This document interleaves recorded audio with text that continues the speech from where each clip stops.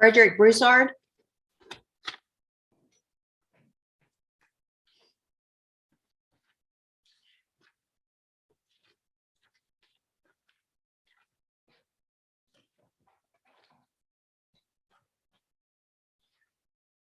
Good morning, you're Frederick Broussard. And Mr. Broussard, you were previously here and given some time to either hire a lawyer or visit with some lawyers. Did you get someone hired? No, ma'am, I talked to some lawyers and got some prices. Apparently kind of saving my money. Who'd you talk to?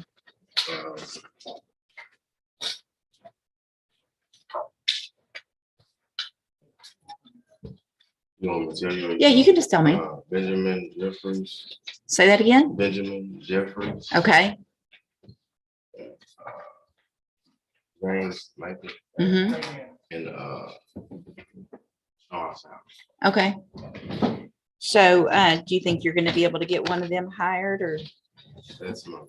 Okay, so thank you for taking care of what I asked you to do. What I'll do is reset your case for another 30 days or so to give you some time to see if you can get one of them hired. If you get one of them hired, just bring that reset notice again to them. They'll tell you what you need to do. If for some reason it's not going to work, that you're able to hire one of them, then I am ordering you to visit with at least 3 more. You can tell that they all charge different amounts and have different payment plans. Bring me that information, then we'll discuss what your options are. Okay. Okay, if you step in front of the clerk, she'll give you that reset notice. Yes, sir.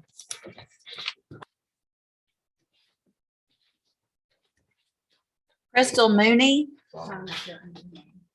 Crystal Mooney.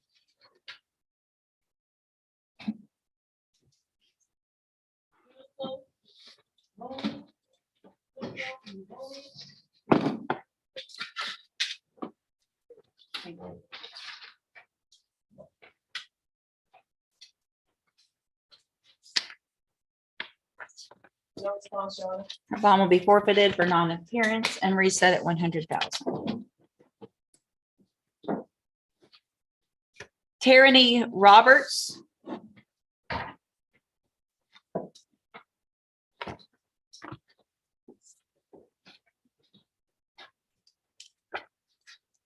Good morning, Ms. Roberts. Did you get someone hired? Who'd you visit with? Yes, ma'am. I visited Say it again. Brian and Eduardo. I went over some prices, but I can't. Just those 2? Why didn't you call more? You were supposed to call at least. I called the 3 of them. Who else? And Ryan and Who? Parker. Alan Parker. Yeah. So are you working? I just got hired a while, but I got this monitor on my leg. I was wondering, Well, you have a monitor on your leg because you're on probation. And part of the allegations is that you weren't reporting. So we got to know where you are. So you're going to keep the monitor. What I'll do though, Ms. Roberts, since you did what I asked you to, I'm going to have you fill out some paperwork this morning to see if you qualify for a court-appointed lawyer. You need to fill it out accurately and completely because you're going to swear under oath that it's all true. So put what your income is going to be from Walmart, what you anticipate your hours, things like that, whatever bills you have. If you'll step in front of the clerk, they'll give you that information instructions. Frank Bazile.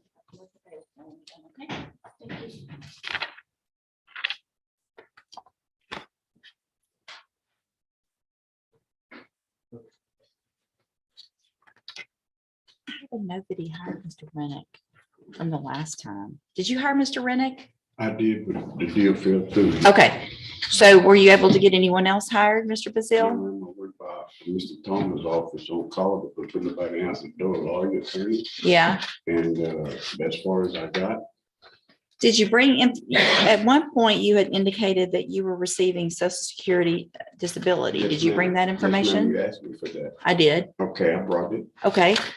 Do you want me to take a look at that and see if you qualify for a court-appointed lawyer then? If you want to, regardless, you asked me to bring this to you. Well, it's not if I want to. So here's the thing. If you could afford an attorney, I was trying, but I know. This price was so ridiculously high that I couldn't even pay my rent.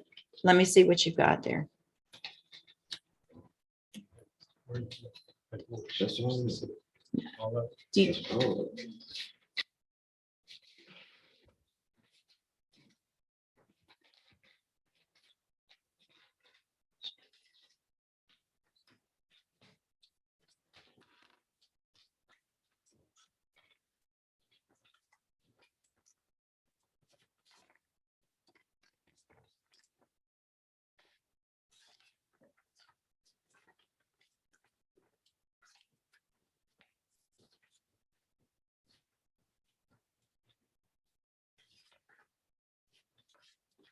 hey, I just need your information on what you receive a month from Social Security. That's it, yes. It Well, I should be mean- there. I got it. You might need this. It's a ticket that you're supposed to pay. Yeah, I done all that. That's But all. why are you giving me that? Well, I give you it. try to give I don't you- need all of the paperwork for your life, sir. I know, you asked me for. I asked you for specific information with regard to Social Security and what you receive a month. Yes, ma'am. There we go. That's all I need right there.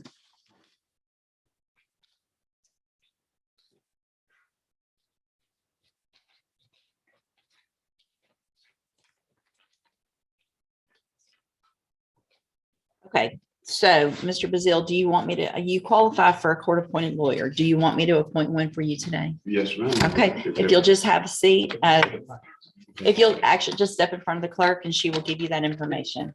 Thank you. Thank you, Your Honor. Yes, sir.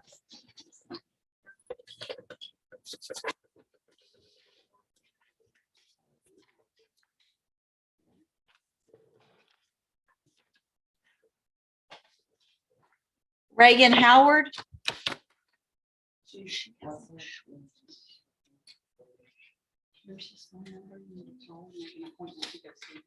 Um.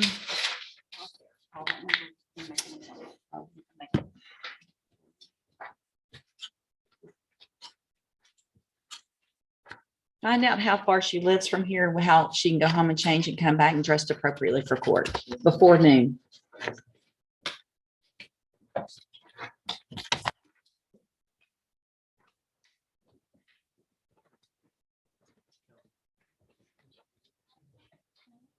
Yes.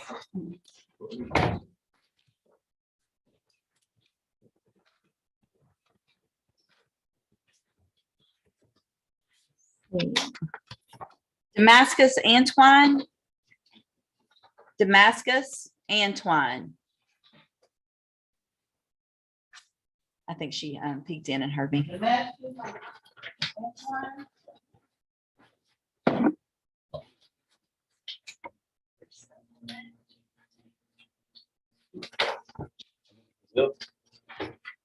There's his number. Yeah.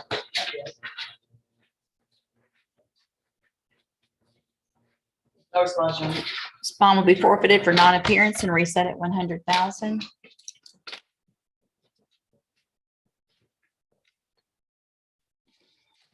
Christian Bertrand. Christian Bertrand. And this one's got a warrant on. Is that what this is?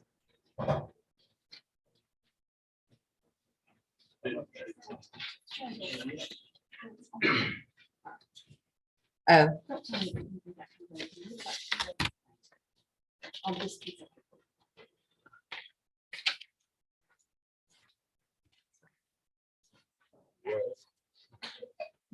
Thanks. Good morning. Are you Christian Bertrand? Yes, ma'am. Mr. Bertrand, this is your initial appearance in cause number 23 DCCR 0158. You're charged with the third-degree felony offense of injury to a child, elderly, or disabled individual from February 17th of 2023. Since you've made bond in your case, have you had an opportunity to try to hire a lawyer? So what I'm going to do, Mr. Bertrand, is reset your case for about 30 days to give you some time to try to get someone hired. If you get a lawyer hired before the next court date, bring the reset notice that you get today to that lawyer. They'll tell you what you need to do. If you're unable to hire someone before the next court date, then I'm ordering you to visit with at least 3 lawyers. They all charge different amounts, have different payment plans. Bring me the information when you come back about who you've talked to, and then we'll discuss what your options are if you need more time, things like that. If you don't do that, then when you come back, you run the risk of me raising your bond for not following that court order, and you'd have to go back to jail. Do you understand? If you step in front of the clerk, she'll give you a reset notice. That's all good.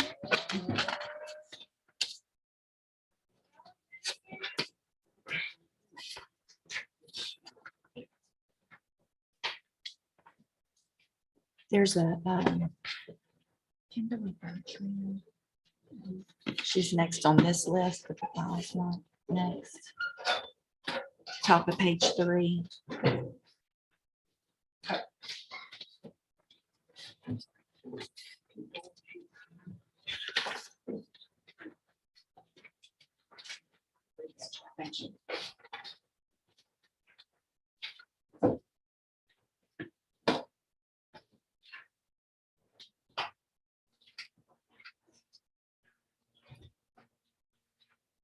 Kimberly Bertrand.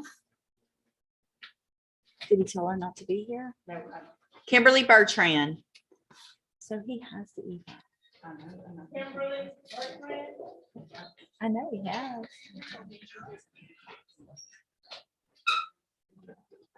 I'm telling him I'm gonna reset it. We're not gonna put him on. I'm gonna reset it for an initial.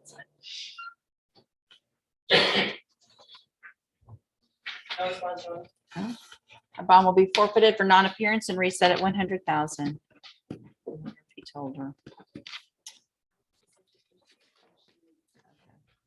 Tamika Charles. Good morning, Caitlin.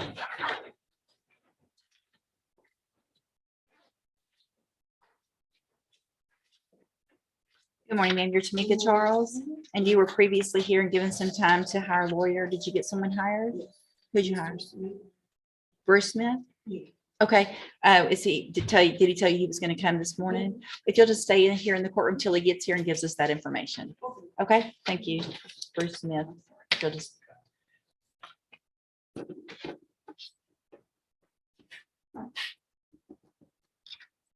Santos Davis.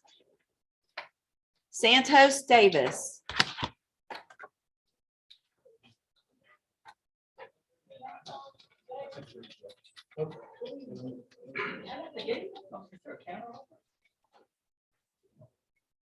Morning, Mr. Coleman.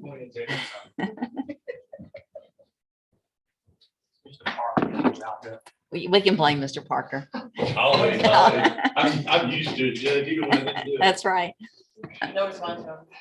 His bond will be forfeited for non-appearance and reset at 100,000. Nobody wants to come see me on a first day back from vacation. David Garza.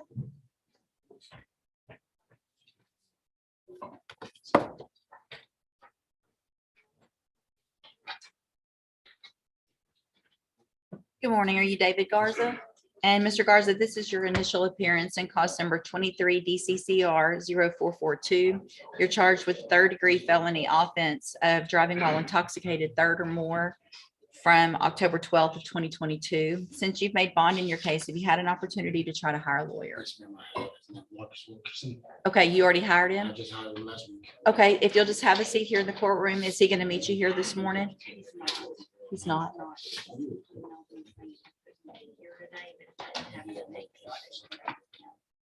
Do you have any type of receipt or anything like that, Mr. Garza? Okay, so what I'll do, Mr. Garza, is I'm just going to reset your case 1 week to next Monday. But get with Mr. Wilkerson, make sure he files the appropriate documentation this week. And if he does that, and if he tells you not to come, then you might not have to come next week. If you haven't heard from anybody, then be sure and be here. You're better off coming when you don't have to than not showing up in a bond forfeiture. That's like he told me today, because he told me that he wasn't able to, because like I said, I hired him last Wednesday. And he hasn't filed the He notice. wasn't able to just make sure I was here today, so I'll make sure I was here today. Okay, well, maybe get with him and make sure he has to file something with us to let us know that you have hired him. So maybe call his office and make sure they get that done. If you'll sign a reset over here for next week, please. It'll be 2 weeks. Oh, that's right. It's July 4th. Nope. No, there's not.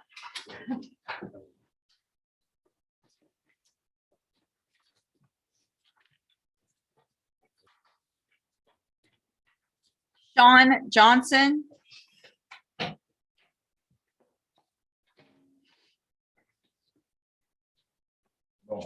Good morning. You're Sean Johnson. Yes. And Mr. Johnson, this is your initial appearance in cause number 23 DCCR 0388.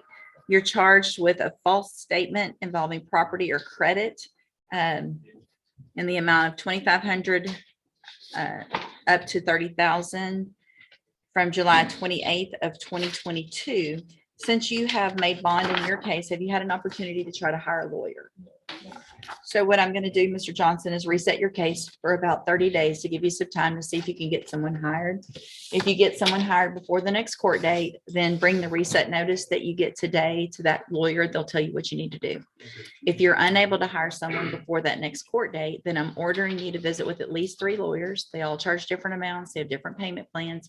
Bring me the names of the lawyers that you've talked to so I know you're trying to discuss what your options are. If you don't do that, then when you come back, you run the risk of me raising your bond for not following that court order and you'd have to go back to jail. If you'll step in front of the clerk. Thank you, sir. Noah, not.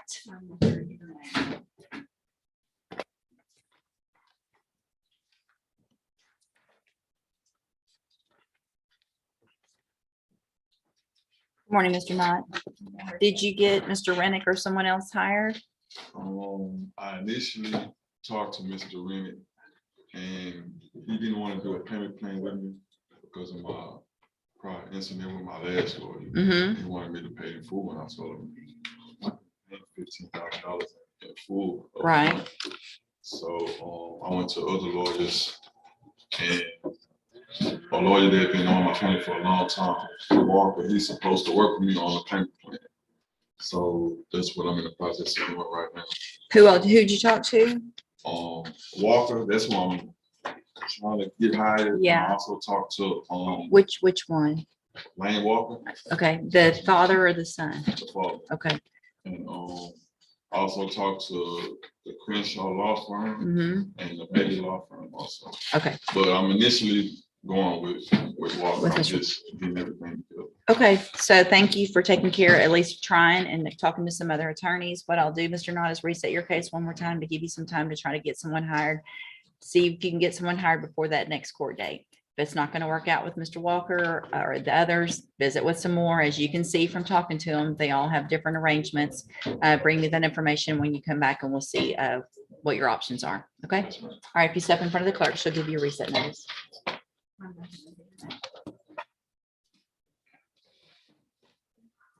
DS Logan.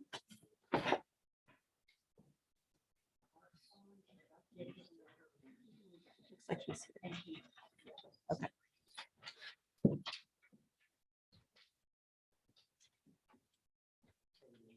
Good. You are DS Logan? Yes. And Mr. Logan, this is your initial appearance and cause number 23 DCCR 0334. You're charged with the state jail felony offense of driving while intoxicated with a child under 15. And that's from January 11th of 2023. Since you've made bond in your case, have you had an opportunity to try to hire a lawyer? My dad has, but I don't know them though, because my dad, he said he ain't trying to have just anybody on it because I can, because I ain't never looked. Right. So how old are you? 21, well, just turned 21, 23. Okay. And I appreciate that your dad is helping you, but you are an adult. And so this is all going to be your responsibility to make sure you take care of what you need to. So what I'm going to do, Mr. Logan, is reset your case for about 30 days to give you some time to try to get a lawyer hired. Yes, ma'am. If you get someone hired before the next court date, bring the reset notice that you get today to that lawyer. They'll tell you what you need to do. Yes, ma'am, but I really kind of don't know how to do it. So you mind giving me like some places I probably can go or So, well, let me tell you what you need to do, and then I'll give you an idea of how to do it. So if you're unable to hire someone before the next court date, then I'm ordering you to visit with at least 3 lawyers. They all charge different amounts. They have different payment plans. You can talk to more than that. So you can try to get somebody hired. Bring me the names of the people you've talked to if you're unable to hire someone. So I know you're trying, then we'll discuss what your options are. Yes, ma'am. So you have a smartphone, right? Yes, ma'am. You know how to use Google? Yes, ma'am. All right. Google. Yes, Google ma'am. lawyers, criminal defense lawyers in Jefferson County, Texas, and you'll get a whole list. Okay, yes, ma'am. Also, if right across the hall here in the lobby Yes, ma'am. is the Jefferson County Bar Association. If you walk over there, they can give you a list of 3 lawyers also, but you'll find a whole lot of them. Just use your phone like you do with everything else. Yes, ma'am. Okay, Yes, step ma'am. in front of the clerk. She'll give you a reset notice. Oh, can I get a thing from my job? Because I'm supposed to be at work. Yes, sir. They'll give you that right over there.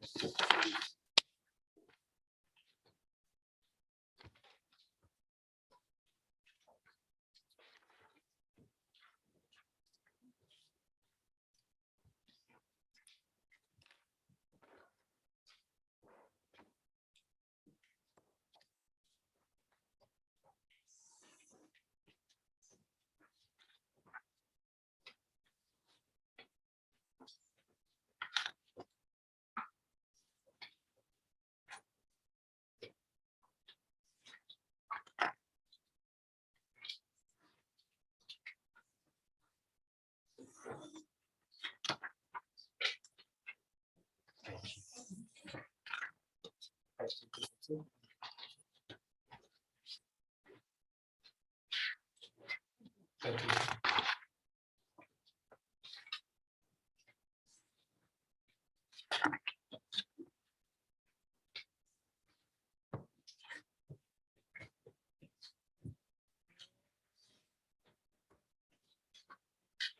Mr. Coleman, Ms. Lesniak.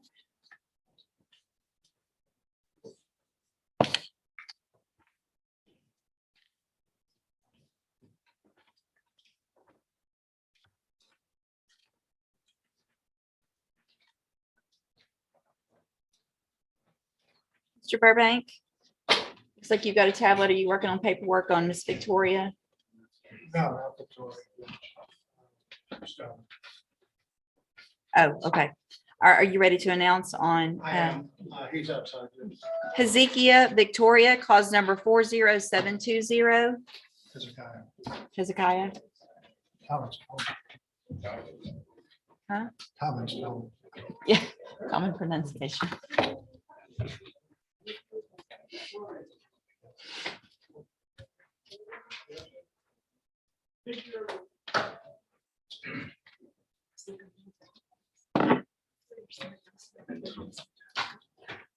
On what? On any of the other cases, I was like, I can do mine. Well, you've got, I just looked up and say, I've got you and Mr. Coleman here. Here's, watch out, Tom.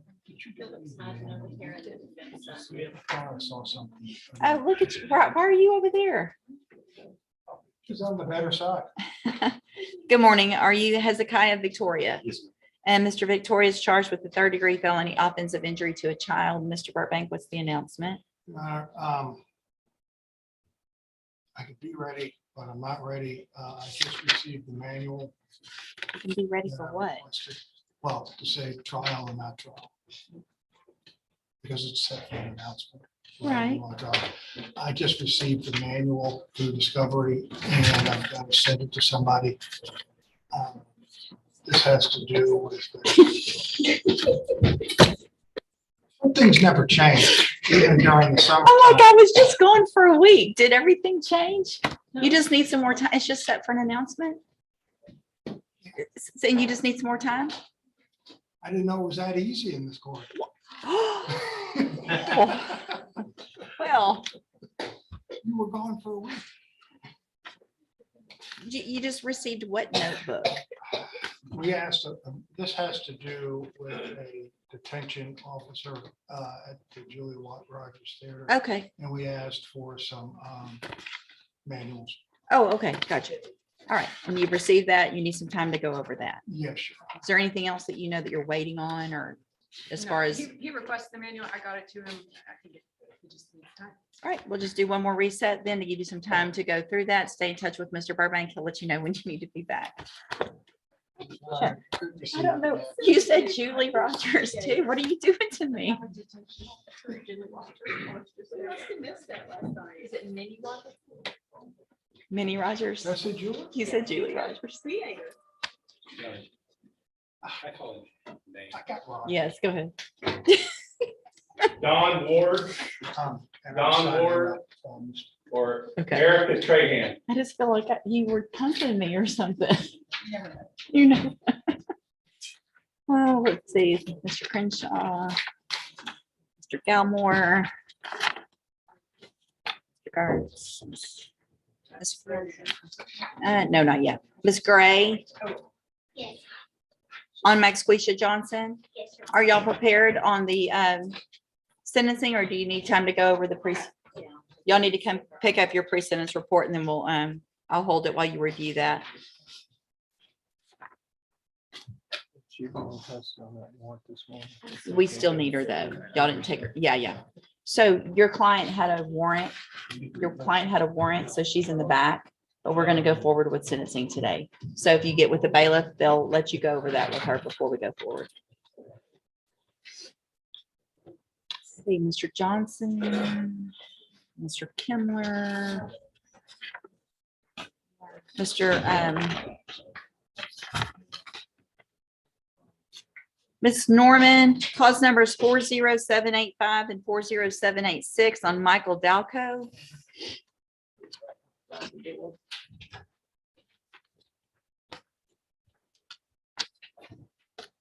Morning. How are you doing? Good. Morning, Mr. Smith. Sorry I missed you over there. Out of my element. Definitely.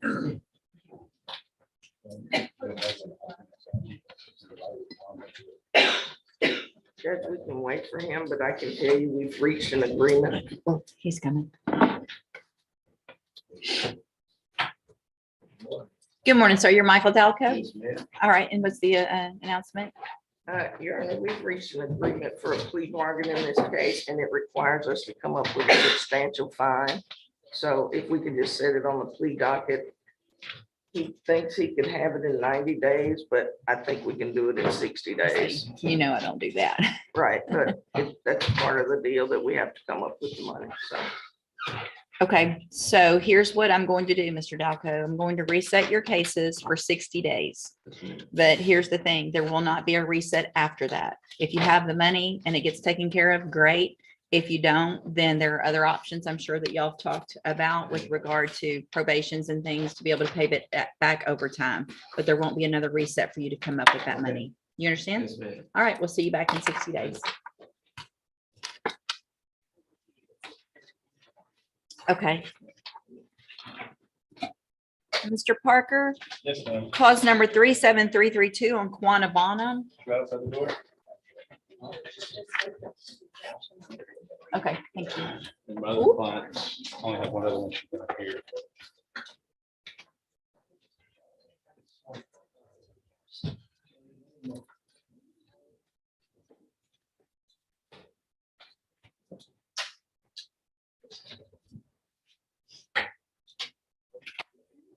You have fun to the place that Kelly couldn't pronounce. It did. Have an amazing time. Good morning. Are you Quanah Bonham? And Ms. Bonham is charged with the second-degree felony offense of felony theft from an elderly individual in aggregation amounts from November 1st of 2020 through March 31st of 2021. And what that means, Ms. Bonham, is that if you go to trial and you're found guilty, the range of punishments between 2 years and up to 20 years in the institutional division of the Texas Department of Corrections. And I have a plea bargain rejection in front of me. It looks like you'd already done one before. We did one before, but she was gonna talk to me further because she hadn't talked to me, and so that's how the reset, so we did another because a lot of times they don't pick. Okay. And so there was, on the one before, the restitution was actually written out in amount. 36,302. That's what I have to, is 36,382 dollars. Is that a part of this one as well? Yes, Judge.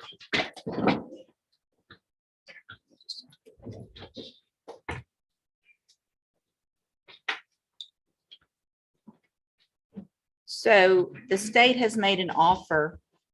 Again, if you wanted to enter a plea of guilty for a 10-year sentence that would be probated for 10 years, so you'd be on probation for 10 years, you would be ordered to pay back restitution in the amount of $36,302.42 if you accepted that agreement. You have every right to reject that offer and have your case set for trial.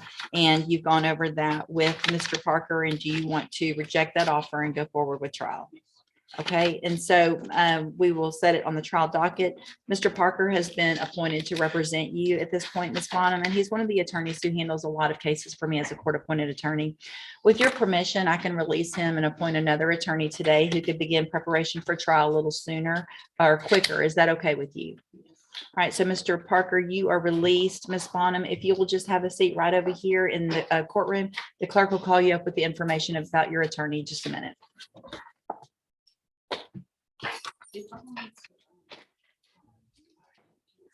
I would love for you to. So what we're going to do though is we'll appoint someone because you did qualify. But if you hire someone, you get your choice and they'll know what to do to file the appropriate paperwork. And then Erica Trahan, Mr. Parker. I called her name, she hasn't answered. Cause number 41556 on Erica Trahan.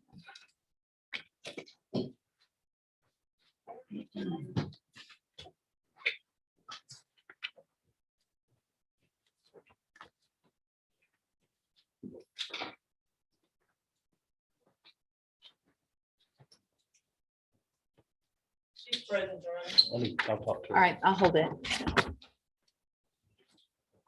Mr. Radford Yes, ma'am. on Pleeman Willis.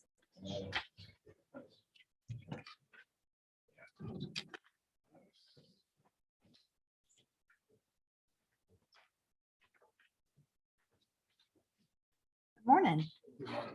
You all right? Oh, no. Oh, that's not good. Someone walk all the way up here just for the sake.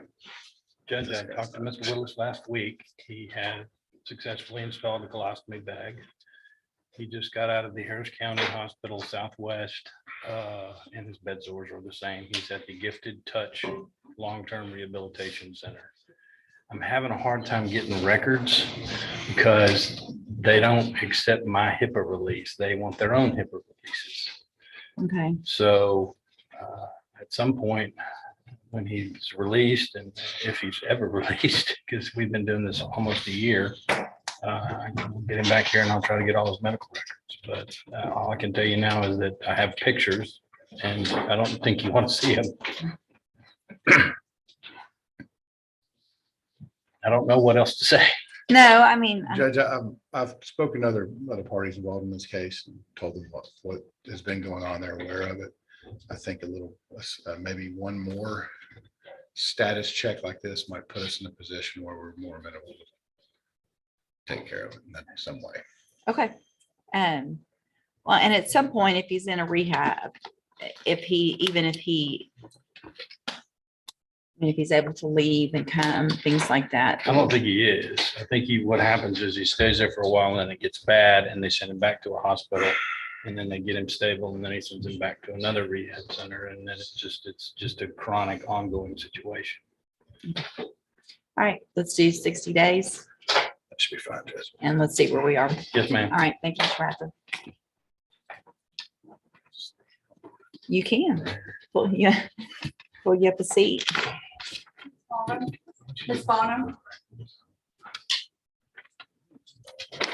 Mr. Bruce Smith on Pride Walker Jr., cause number 23 DCCR 0282.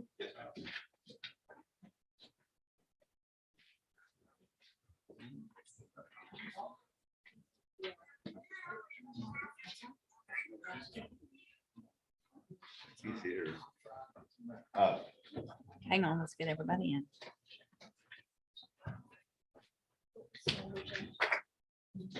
Oh, 0282, new case. It's fine. I know.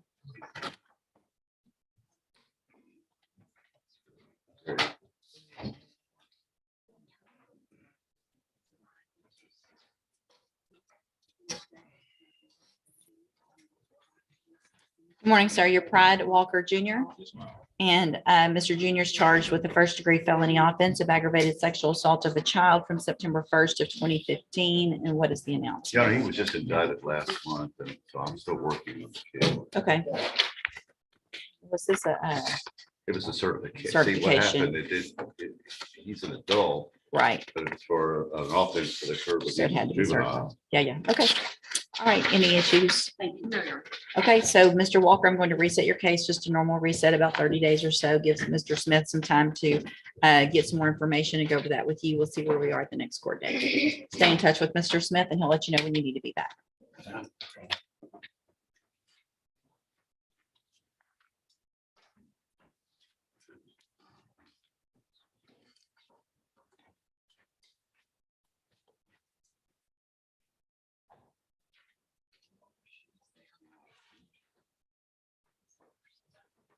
Oh, they are. Let's see.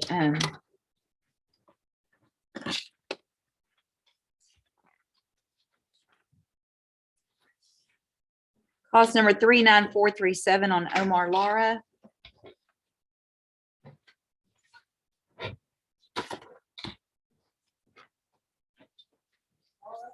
No, he's get Sharon.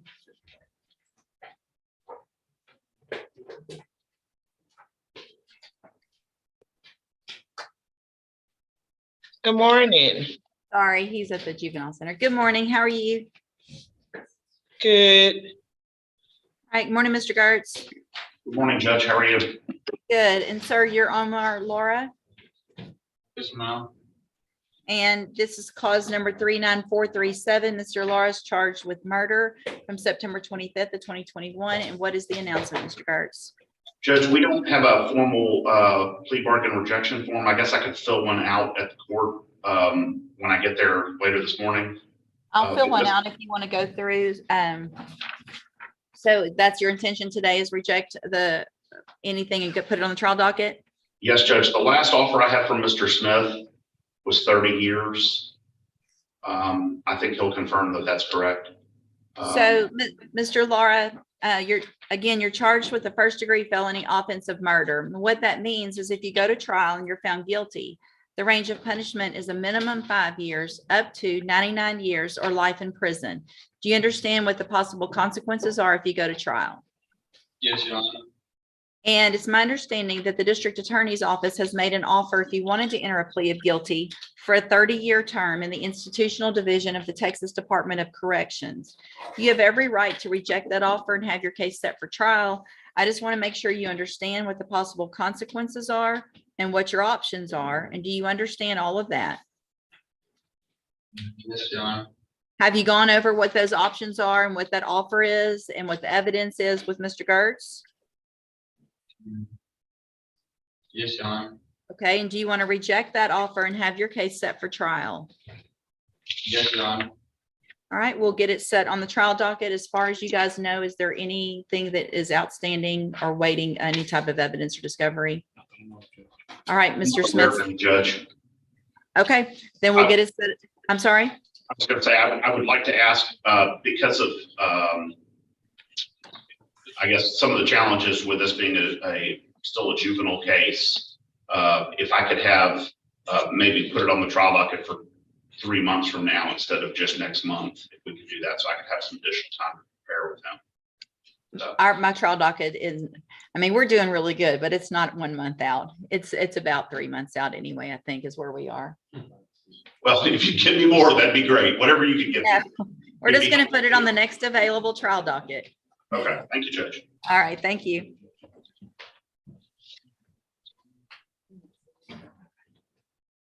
We're dismissed, Judge. We're finished. Thank you, ma'am. Y'all have a good day. You too. See what happens is.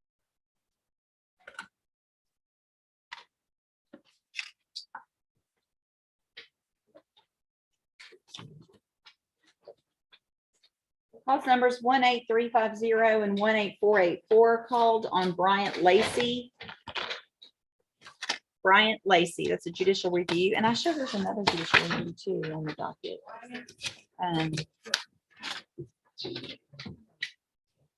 Joshua Dubois or Dubois. Come on in.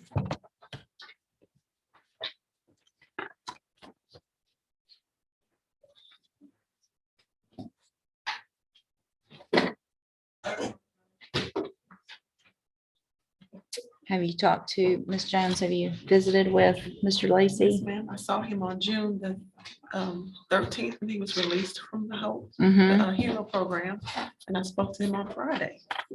Okay. So I don't know what happened.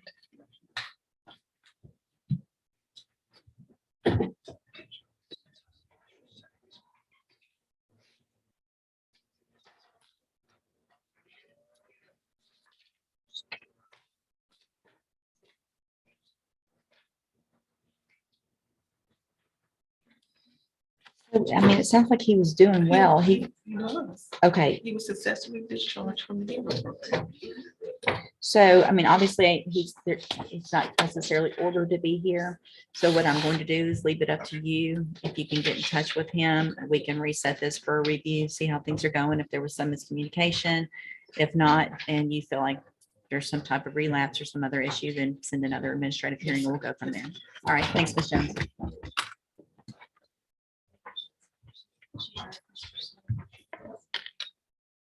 Okay, Mr. Smith, Bruce Smith, Tamika Charles, she's free to go. Thank you. Thank you, sir.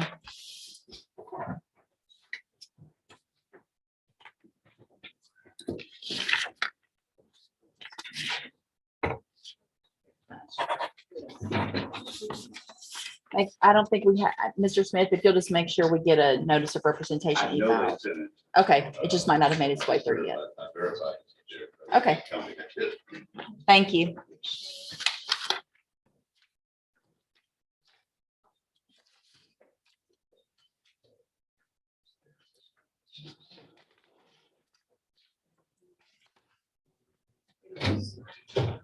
Mr. Parker, on Erica Trahan. I got a rejection. Okay. Cause number 41556 on Erica Trahan.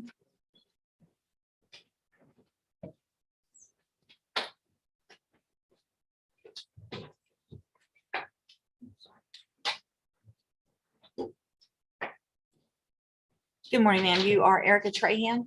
And Ms. Trahan, in cause number 41556, you're charged with a state jail felony offense of credit debit card abuse from April 24th of 2022.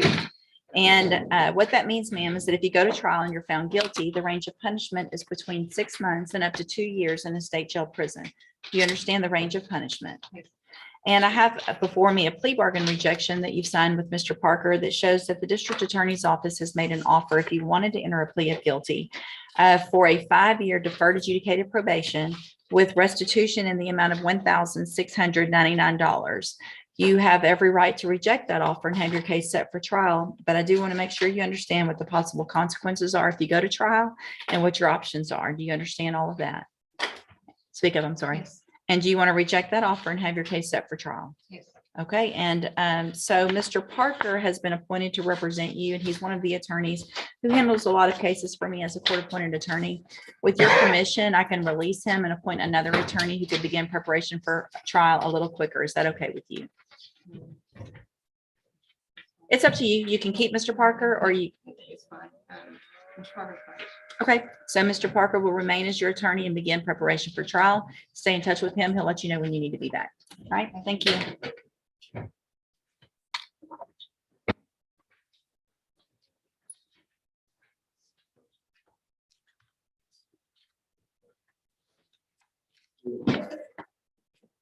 I see part of Mr. Stone's, but I don't see that. You still waiting on it?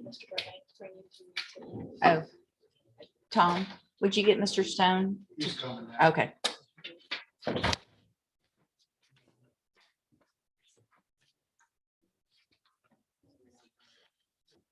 Mr. Crenshaw, cause number 22606 and 24440 on Joshua Davalos.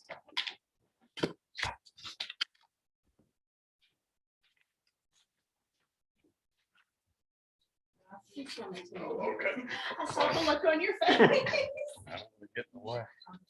He's in the hallway. The sex offender registration came through. Oh, we were both like, what's going on? Is that me? Oh, That makes sense.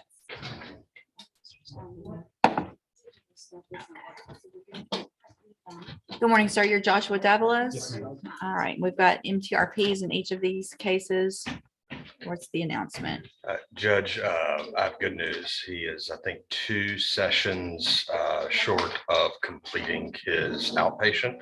So if we could just have one more reset, next time we come back, he'll be successfully discharged from outpatient and we'll have a resolution for you in this case. I think we've only been here once. Any I don't have issues? no problem with reset. Any issues going on with probation?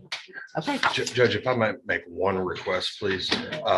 When last time we were here, his conditions included the addition of an interlock device because the new condition 1 violation was a misdemeanor DWI. After we left court, we found out that there were some additional conditions that we were unaware of. There was a scram device added and a drug patch. We don't have as much of an issue with the drug patch. He'll be fine with that, but the scram device is extremely expensive. He has the interlock device. He also has arrearages in this case that we're doing our best to get caught up on to make this a easier case to resolve. I was hoping the court would please consider not requiring the scram device. He doesn't have any significant alcohol history, and while I know there's no good reason ever for a DWI. He was leaving a funeral. I don't need that. And this was a very isolated incident.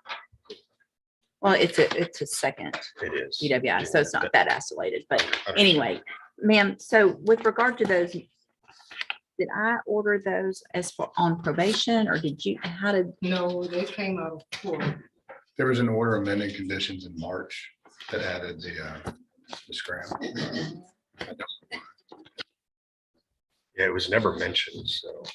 we don't know what it is. Okay, so on, what happened was, when the administrative hearing came through, to me, the recommendation was to file the motion to revoke, issue warrant, and if I granted a bond, to release with an active scram and a drug patch. And so that's where I approved that. So it did come as a recommendation on that administrative hearing. I'm fine with only having one, either interlock or scram. I probably would rather the interlock. Right. So would you as well? So if you, whatever, if you need to, well, I'll make a condition, modify the condition of bond in each case to release that requirement of a scram device. I am going to continue to require the drug patch as well and the interlock, but the scram you can get taken off, right? And that'll go out in a memo today with regard to the scram. And so your bondsman will know shortly. Thank you so much. All right, you're welcome. All right, we'll see you back hopefully with a resolution at the next court. You will.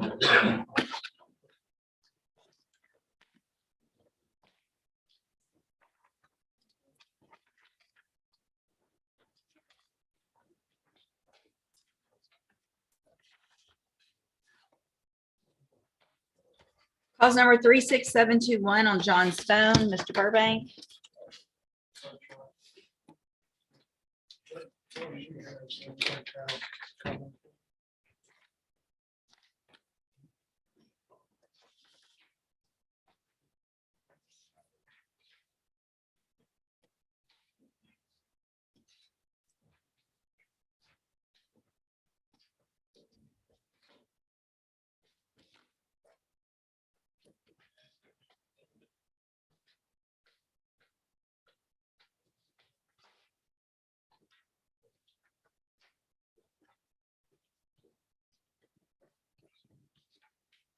All right, sir, you're John Stone. And will your client waive the formal reading of the indictment? Mr. Stone, the state has elected to proceed on the lesser included offense of a first-degree felon. Excuse me, first-degree felony offense of sexual assault of a child. I'm sorry, aggravated sexual assault of a child. I'm sorry. And what date? From August 23rd, 2020.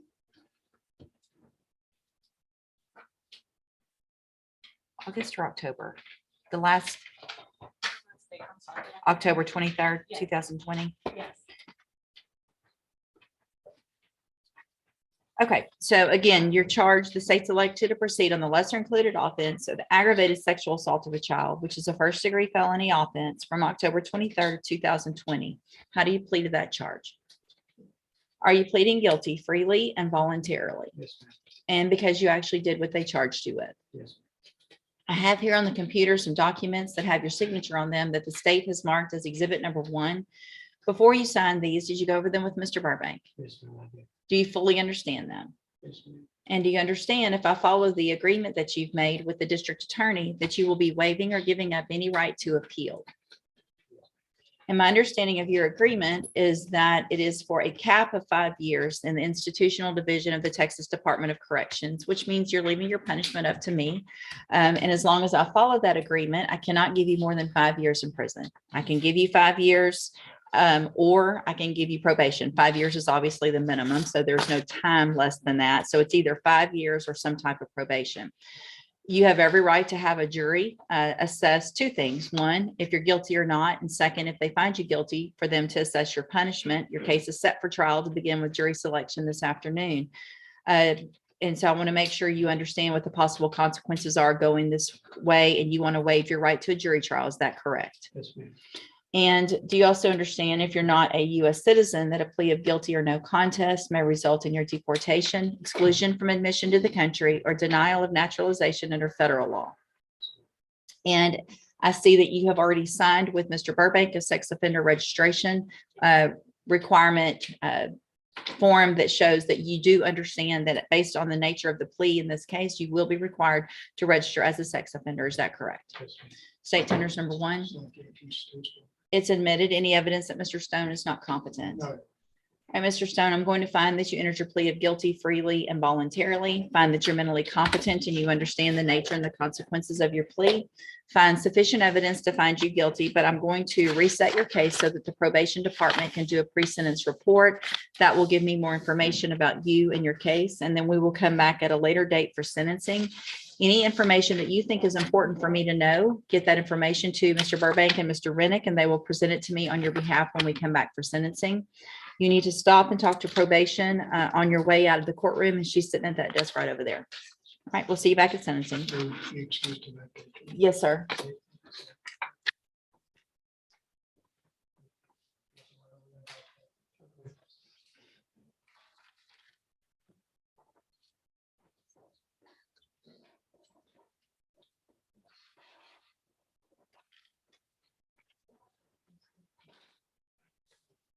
The other, Joshua Dubois. Joshua Dubois. Let's see, Mr. Harmon. Oh, there you go.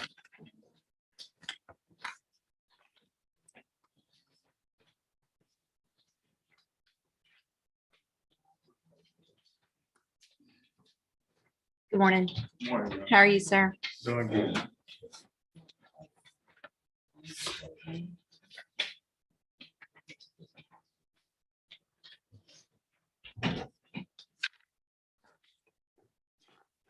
Have you been in contact with Mr. Dubois? Mr. Dubois failed to report prior to being arrested. And once he was released, he never reported to the probation officer. We reached out to him, could not get any response. Well, I guess let's make sure that kind of answers the question on what to do on that one. Yes, ma'am. Looks like, all right, so it looks like you were trying to work with them. I just wanted to review some things before we did that, but it looks like at this point, NTRP is in order. Yes, ma'am. All right, thank you, Mr. Harmon. Thank you.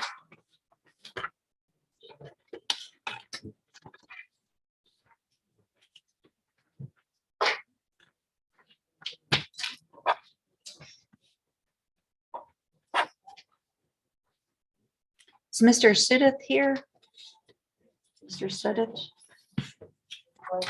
That's the attorney. Sudeth is, the client is Keandre Robinson. And have we seen Mr. Adams? He was? All right, and then what about Mr. Galmore? We're waiting on Ryan to come back. And what about Ms. Holmes? Have we seen Ms. Holmes? Okay, Okay. And then Mr. Johnson. I'm, they're in alphabetical order. We need to get it switched every now and then so that the. Clause number 40808 on Nicholas Kopic, Mr. Lewis.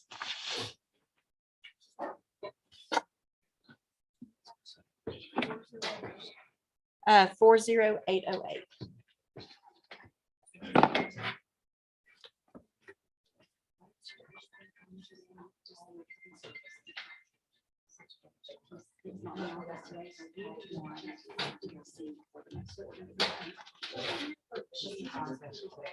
Okay. All right. Did you call the name Nicholas Kopic, please?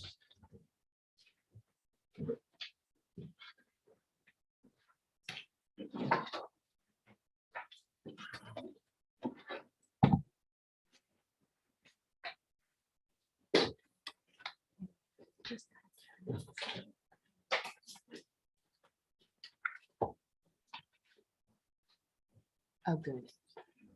I forgot. So I started crying audibly. Please turn on. Have you gone to? Nah, it happened last week. I was out of town. Good morning. Are you Nicholas Kopic? Yes, ma'am. And Mr. Kopic's charged with the 3rd-degree felony offensive assault on a public servant. Mr. Lewis, what's the announcement? Judge, we have reset this case because my client was getting some medical testing done to get those records to me, so I would get it to the state. And they brought what they could this morning, so I need to go through it, make copies. And I'll get them to them. Okay. So I think it worked out. All right. So any issues, you know? No, Your Honor. All right. So Mr. Kopic, I'm going to reset your case and one more time. That way Mr. Lewis can get that information to Mr. Nichols. He can go over it and see if there's something that can get worked out before we come back on the next court date. Stay in touch with Mr. Lewis. I'll let you know when you need to be back. Yes, ma'am.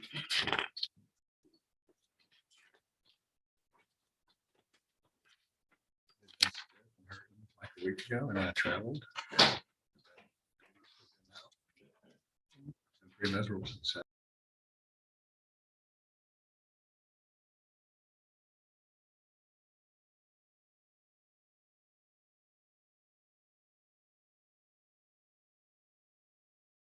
Let's see. Don't leave your net. Christopher Davis, cause number 41446. Mr. Lewis. I think this is one. He was recently qualified for me to stay on. I've talked to him on the phone a few times, but I need to get him on. Okay.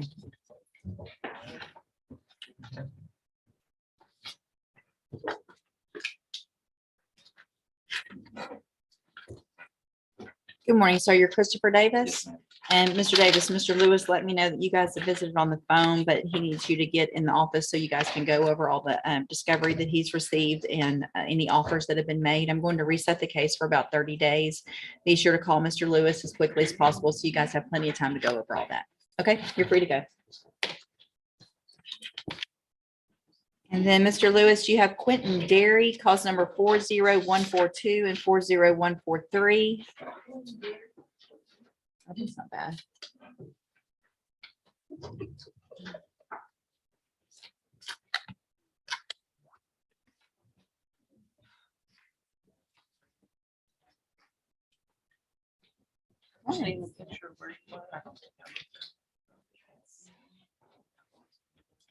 Amazing. Pictures don't even do it justice. Yeah. Good morning. Are you Quentin Derry? And Mr. Derry is charged with sexual assault and assault, family violence by choking. Mr. Lewis, what is the announcement? Well, Judge, we had been reset to get the transcript from the protective order here. We've gotten that. Okay. But then we had an issue with got a codicil, I believe it was.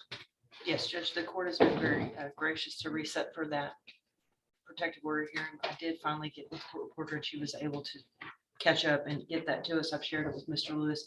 In the interim, a CODIS hit came in. I appreciate Mr.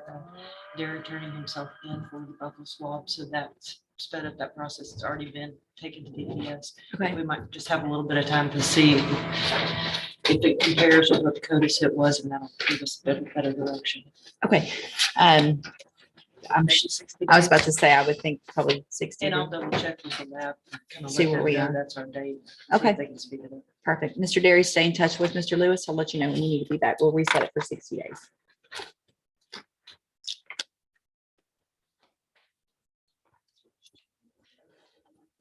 Okay. Mr. Lewis, cause number 41166 on David Greer.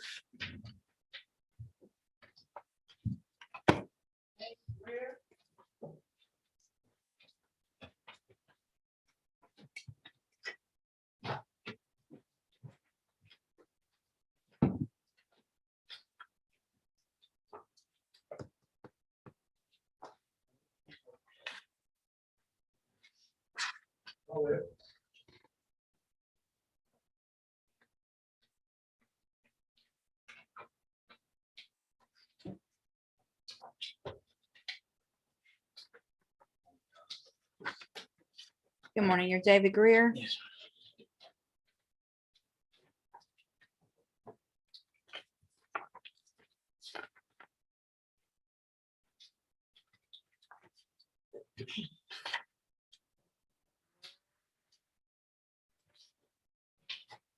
What's wrong now, Mr. Greer? What's wrong with you now? Scheduled for some surgeries and stuff. I don't remember. I know you had an eye issue. I didn't recall anything that had to do with your back. The same day I fallen up the stairs. What's the announcement? We did. The contact, I did have some contact info from Mr. Greer, but it's gonna be wrong and invalid. So I didn't try to, I wanted to make sure I saw him today to get some new info on it. Okay, so Mr. Greer, here's the thing. You were given a court-appointed attorney. It's your responsibility to call your attorney, to make an appointment to go see him, so that we can get something done with your case, regardless of whatever issues you're having medically. You've got to do that. I'm going to hold it for a minute. I want y'all to have some time to go visit today while you're here, and let's see if we can get an announcement, Okay. since you haven't done that. All right? Thank you. Yes, sir.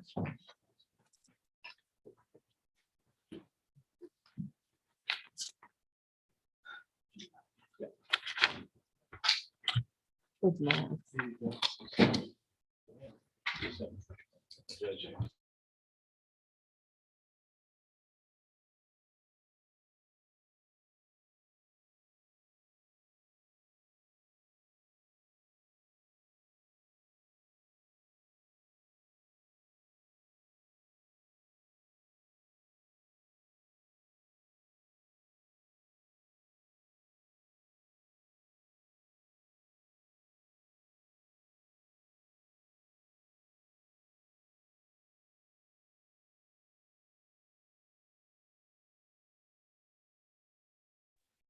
Mr. Adams, cause number 23 DCCR 0098 on Ms. Davis, Haley Davis.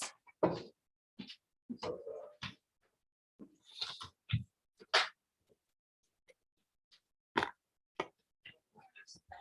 right, how y'all doing? Morning. Good morning, good morning, good morning.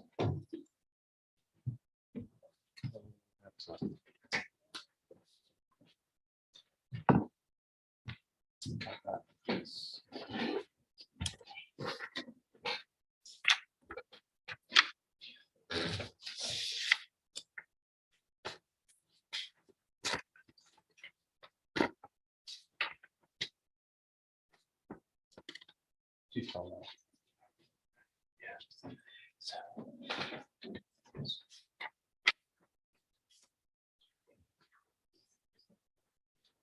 Good morning. You're Haley Davis. And Ms. Davis is charged with second-degree felony offense of aggravated assault with a deadly weapon. And Mr. Adams, what is the announcement? I got the discovery from Mr. Coleman, and I also see I got this. So I just want one recent so she can look at her DVD. Any issues, Mr. Coleman? No objection to it. All right, Ms. Davis, I'm going to reset your case to normal reset about 30 days. It's important that you make an appointment soon to go visit with Mr. Adams so you can go over all of the evidence and discovery that he's received. And we'll see if we can get an announcement at the next court date. Thank you, Judge. Thank you. Appreciate you. Thank you.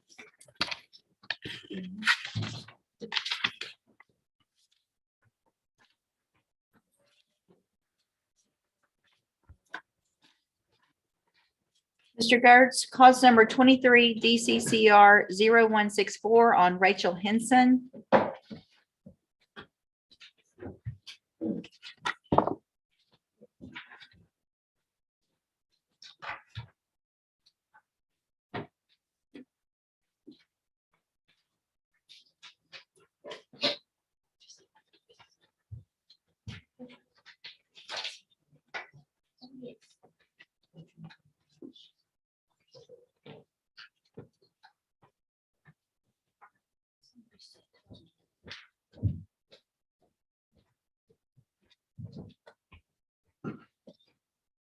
Morning again.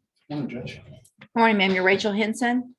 And you can see right there, Ms. Henson's charged with a 3rd-degree felony offense of theft of property. And Mr. Gertz, what is the announcement? Judge, we're asking for a first resetting in this case. I believe this is our first appearance. It's a financial based allegation of theft, and so it's going to take some digging to deal with it. So, All right, and do you have have you all received everything? I've made an from- offer, Judge, and I mean, As far as the discovery No, goes, do you she's have asking about discovery. discovery? as far as As I far as- know, yeah, as we far as- made it all available. You have everything? I Okay. have everything that they have. And you're not waiting on anything else as far as you know? Okay, we'll just do a normal reset, see where you get, stay in touch with Mr. Gertz. He'll let you know when you need to be back.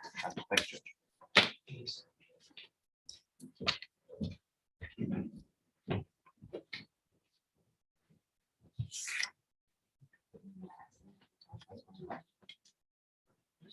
Doesn't matter. You can tell him she didn't show up and that he has to e-file it. Ms. Holmes, cause number 38480 on Ricky Archangel.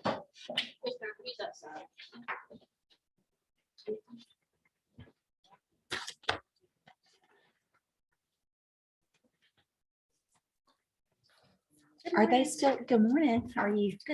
Are they still in the back with Ms. Johnson? Okay.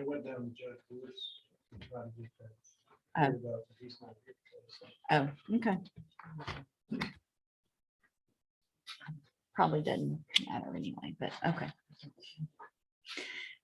Are you Ricky Archangel? Yes, ma'am. And Mr. Archangel's charged with a 3rd-degree felony offense of failure to comply with sex offender registration requirements from June 9th of 2020. And Ms. Holmes, what is the announcement? Your Honor, if we could get a little bit more time, this is his first appearance since being bonded out. His family is gathering up some documents that we think may aid us, so I can get it provided to the state. Okay. So we can maybe get one more announcement on here. So back in the end of May, I reduced the bond, and part of that was that Mr. Archangel had a GPS and also was required to register within 3 days. Did that get taken care of? Yes, he's registered in what parish? St. Mary Parish. Okay, what I need you to do, Mr. Archangel, is get some documentation of that to your attorney so that she can get it to Ms. Lesniak and myself to make sure that I have something documented that you are in fact, you did what I asked you to do on that bond condition. Okay, and I'll reset your case in normal reset. That's about 30 days. It's very important you stay in touch with Ms. Holmes so that y'all can go over any information and be prepared for an announcement. Yes, ma'am. All right, you're free to go. All right, thank you.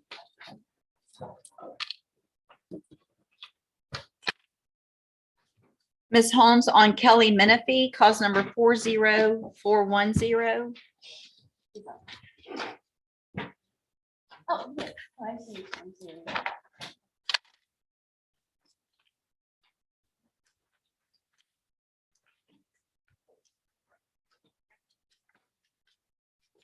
Good morning. You are Kelly Menifee. And Ms. Menifee was previously in court, entered a plea of guilty to the 3rd-degree felony offensive injury to a child. I've received a copy of the pre-sentence report. Has everyone had an opportunity to review that report? Yes, Your Honor. Yes. Any additions or corrections? None from the defense, Your Honor. No, from the state. All right, Ms. Menifee, I'm going to find that you previously entered your plea of guilty freely and voluntarily. Find sufficient evidence to find you guilty. However, I'm going to follow the agreement that you made with the district attorney and defer all proceedings and place you on probation for a period of 3 years. You're ordered to pay a $500 fine and to follow all of the rules and conditions of probation. If you do that, then this is an excellent opportunity because you don't have a felony conviction on your record. And at the end of the probation, if you successfully complete it, the case actually gets dismissed. You'll never be a convicted felon.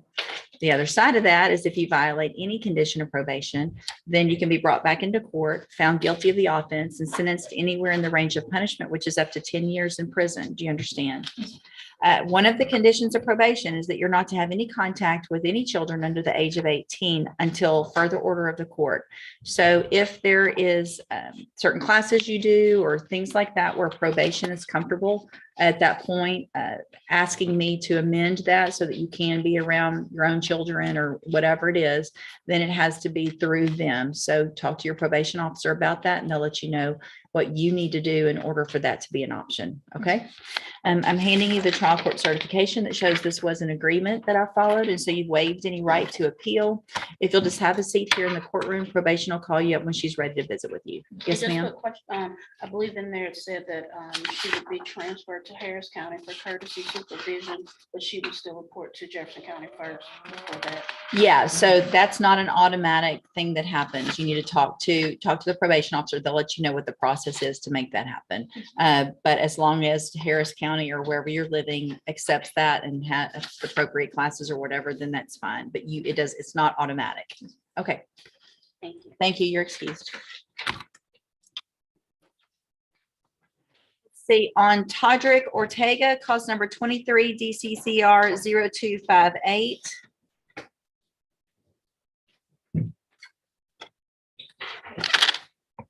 I can never remember her name. I have to ask her every time. Tell me your name again. Leslie Foy. Foy. Foy. Okay, I have to ask you every time because it's not on here. And so you are Todrick Ortega. And Mr. Ortega was previously in court, entered a plea of guilty to the third-degree felony offense of enticing a child away from a custodian with the intent to commit a felony. I've received a copy of the pre-sentence report. Has everyone had an opportunity to review that report? Yes. Are there any additions or corrections? No corrections, Judge. We just had a couple of questions. If it would be possible, the curfew they suggested from 8 PM to 6 AM. I know it says except for employment purposes. Mr. Ortega is a driver and he goes to work at 4 AM. I was just wondering if we could change that time when it starts to earlier so that if he wanted to go get breakfast before he went in or something, he could do that and not be in violation. Yeah, so here's what I would suggest. Get documentation to your probation officer and they can I'll make a notation or have them make a notation that would be for employment purposes. Obviously, if you have to be there at 4, you would need to leave your house early. But as far as the evening one, that would remain the same. The evening one would be okay. Yeah, so just make sure and get documentation to your probation officer and talk to them about that. That shouldn't be an issue. Anything else? The only other question we had, he would like to return home and move back in with his wife. She has 3 children. The oldest are both over 18, but the younger one is 13 years old. He has no cause to be at home alone with the child ever. Here's what I would require before that, and there is a class that can be taken that she would have to take for the chaperone. Once that's done and probation approved it, they would send that information to me if they feel like that was in everybody's best interest, but she would have to go through that program first. Okay. Okay. And then just talk to your probation officer about that also, and they'll tell you what she needs to do. And then if she does it all and everything seems to be going well, they'll send me over something to sign off on to approve it. If they don't feel like that's in your best interest, then it won't happen. You would have to file a motion for me to reconsider that. Anything else? No. Anything else with additions or corrections? All right, Mr. Ortega, I'm going to find that you previously entered your plea of guilty freely and voluntarily. I'm going to find sufficient evidence to find you guilty, but I'm going to follow the agreement that you made with the district attorney and defer all proceedings and place you on probation for a period of 6 years. You're ordered to pay a $500 fine and to follow all of the conditions of probation. If you do that, this is an excellent opportunity because you do not have a felony conviction on your record. And if you successfully complete it, at the end, the case gets dismissed. You'll never have a felony conviction. The other side of that, however, is if you violate any condition of probation, you can be brought back into court. You can be found guilty of the offense and you can be sentenced to prison anywhere in the range of punishment, which is up to 10 years in prison. Do you understand? I'm handing you the trial court certification that shows this was an agreement that I followed, and so you've waived any right to appeal. If you'll just have a seat here in the courtroom, probation will call you up when she's ready to go over your paperwork with you. Thank you, Ms. Boyd. Thank you, Judge.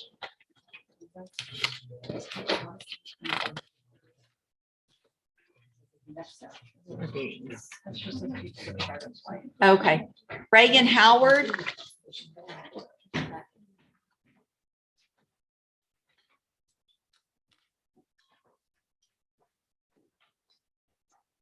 And set your purse on that one, over there, please. This is off the initial. All right, Miss, you're Reagan Howard.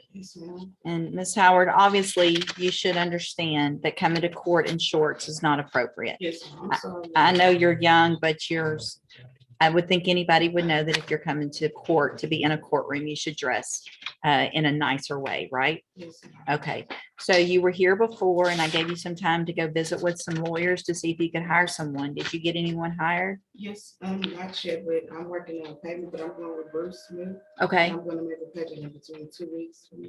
okay. Yes, ma'am. And you think you'll be able to get him hired with that payment? Yes, ma'am. So what I'll do, thank you for visiting with him. I'm going to reset your case for about 30 days. That should give you plenty of time to get him hired. Bring the reset notice that you get today to him when you go make that payment. And that way he knows when your next court date is and he'll let you know if you need to be here or if that date gets moved. If for some reason you're unable to hire him, then I'm ordering you to visit with at least 3 more attorneys. Bring me that information when you come back as to who you've talked to, and then we'll discuss what your options are. Yes, ma'am. All right, step in front of the clerk. She'll give you a reset notice. Thank you. Yes, ma'am. Crystal Mooney.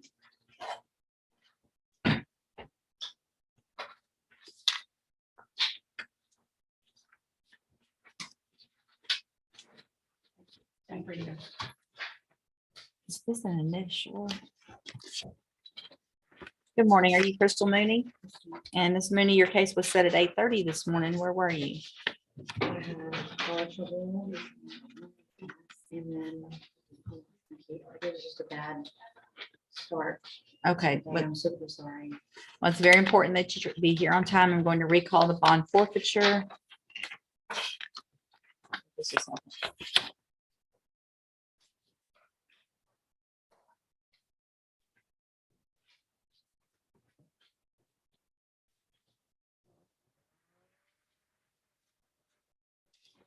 so, Ms. Mooney, you are charged in cause number 23 DCCR 0339 with the state jail felony offense of driving while intoxicated with a child passenger under 15 years old from March 3rd of 2023. Since you've made a bond in your case, have you had an opportunity to try to hire a lawyer? Okay, so what I'm going to do is reset your case for about 30 days to give you some time to try to hire a lawyer. If you get someone hired before the next court date, bring the reset notice that you get today to that lawyer. They'll tell you what you need to do. If you're unable to hire someone before the next court date, then I'm ordering you to visit with at least 3 lawyers. They all charge different amounts. They have different payment plans. Bring me the names of the lawyers that you've talked to when you come back, and then we'll discuss what your options are. If you don't do that, then when you come back, you run the risk of me raising your bond for not following that court order, and you would have to go back to jail. Do you understand? And as a condition of your bond, when you bonded out, were you required to have an auto ignition interlock device placed on your vehicle? No, they haven't told me anything like that. They gave me a packet that said it was my main driver's license since I was temporarily suspended. That's it. Okay, I want to do this before we go any further. I just want to make sure you are clean this morning. I'm going to have you take a drug test. If you'll have a seat over in the jury box, and then we'll discuss what conditions.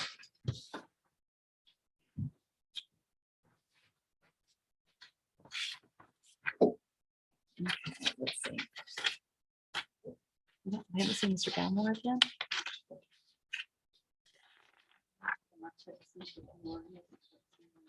Okay, our cause number 27702 on Maxquisha Johnson. Have they come back yet? The lawyers went.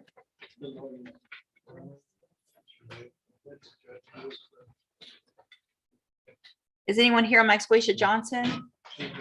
Okay, let's hold while they. We got Mr. Kimler. Kimler.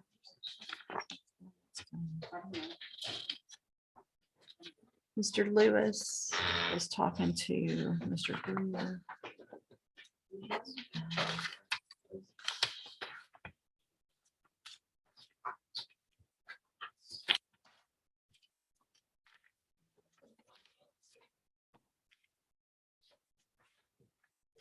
And we haven't heard from James Sudeth.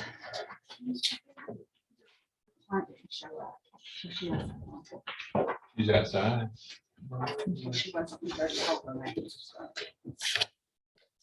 Did you ask earlier if there was a Keandre Robinson for that lawyer?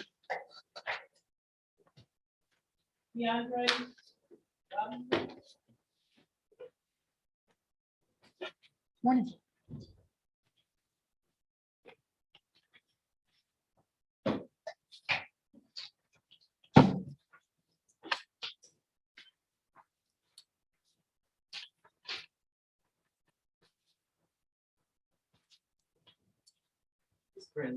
Okay, just ask him.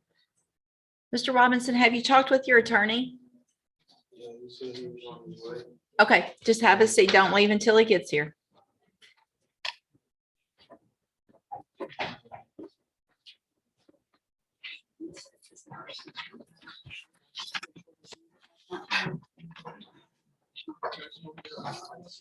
Which one was that?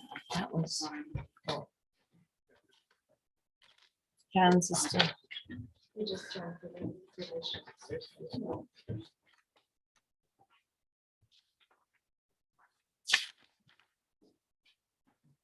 Ms. Jones, Bryant Lacey. Clause numbers 18350 and 18484.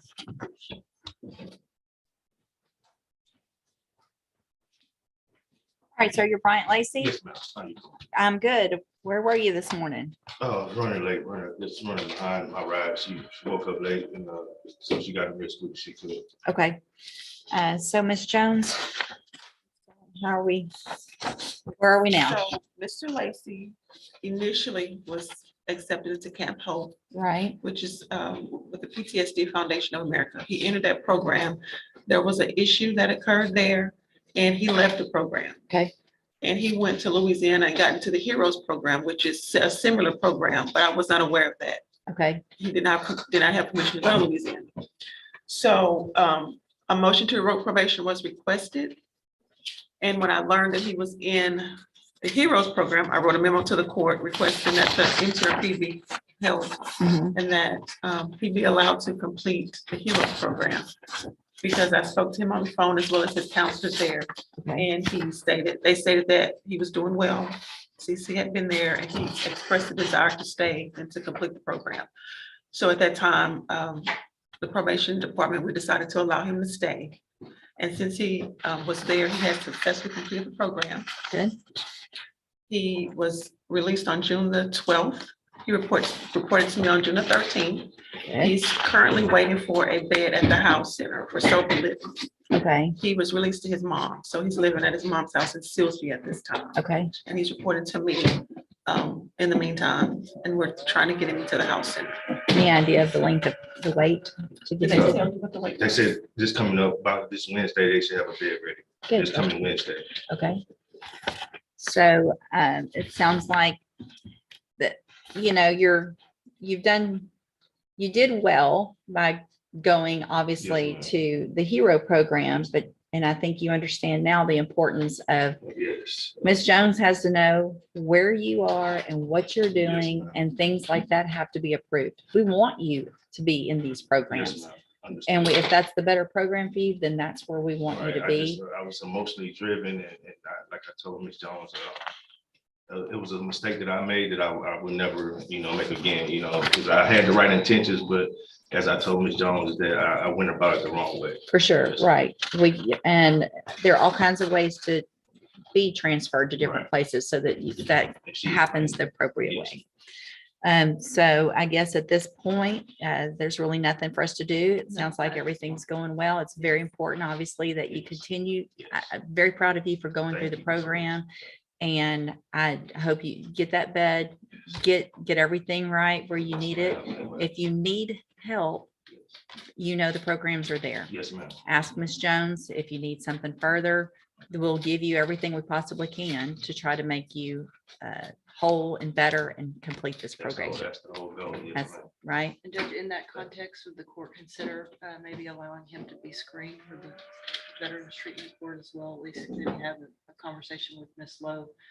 It's my understanding, are you veteran? Yes, ma'am. That's what I assume with Camp Yeah, Hope, right. coming up. So that would be another resource that we could probably help provide him. if you want. Absolutely, for sure. There's a great program that we have for veterans here locally, and that'll give you even more kind of support Yes, to ma'am. help you through this. Of course. Okay, perfect. Yes, All right. ma'am.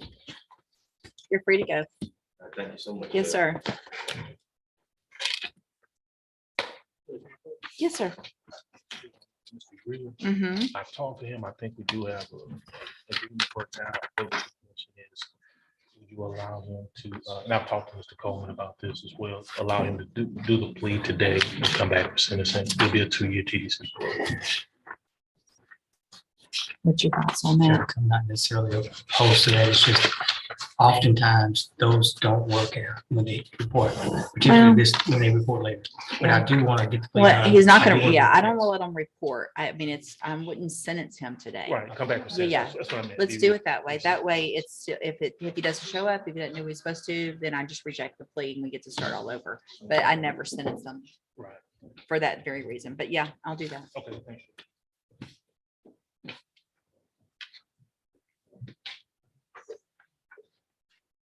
So. Okay. Yeah.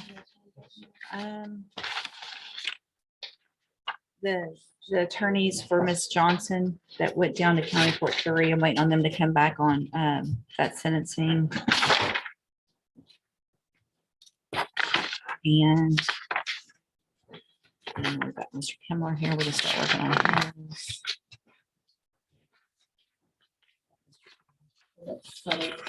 Yeah, we're waiting on that one as well.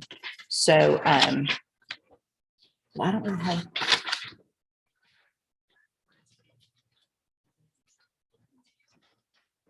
Is she coming?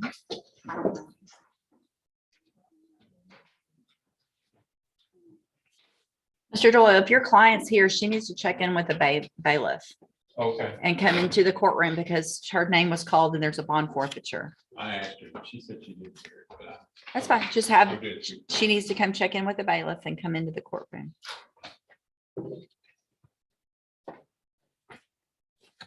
Oh, and I've got this other one on the drug screen on.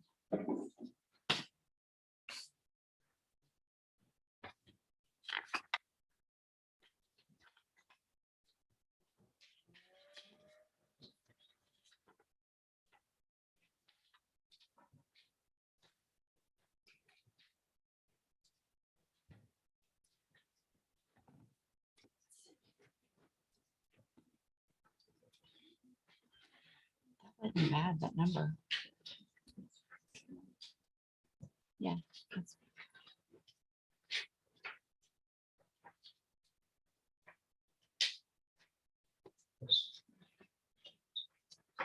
What?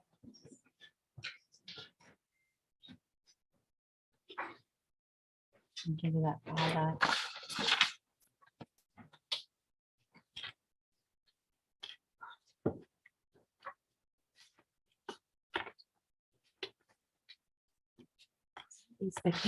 So who does the stickers and stuff? Because now some of them on the front, some of them were here. Okay. I'm just showing you how observant I am. I know when you can't pull a file, they need to be in the same place on all of them. Calls number 23 DCCR 0298 is recalled on Kimberly Bertrand.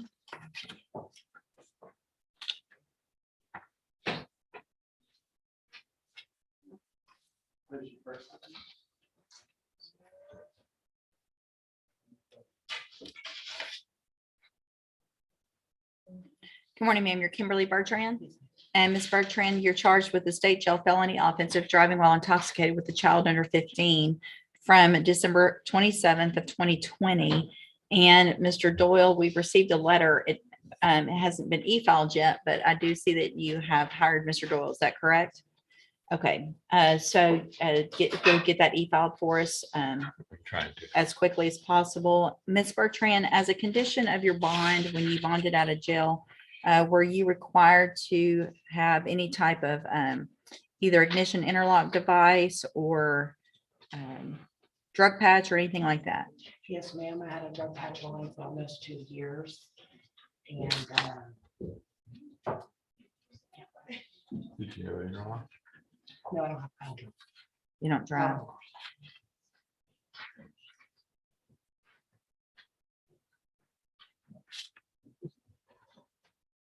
And do you currently have a drug patch? No. Who told you that you could not have that on anymore? When I was going through this case, I had another case, a misdemeanor. Mhm. And when I got on probation for that, the probation. Okay, so you're on probation for what? I did have you. When was that one? They were all around the same time. 2020. This one's, the one here is December 27th of 2020. Was the misdemeanor one before or Before. after? That point in my life, it was a crazy time. It doesn't matter. I'm just asking some very specific questions. So, are you still on probation for misdemeanor?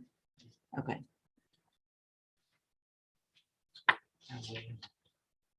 Just trying to figure out why this took so long to indict.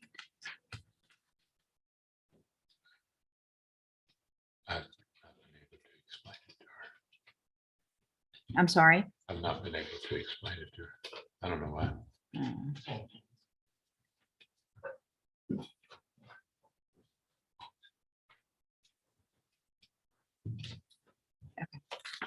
All right, so Ms. Bertrand, I'm going to reset your case for about 30 days. Stay in touch with Mr. Doyle and your bondsman. They'll let you know when you need to be back. And Mr. Doyle, be sure and get that e-filed as quickly as possible so we can get you in the system. Yes, ma'am. All right, thank you. You're free to go. And let's put a note on that to double check the status of the how she's doing down there. Thank you.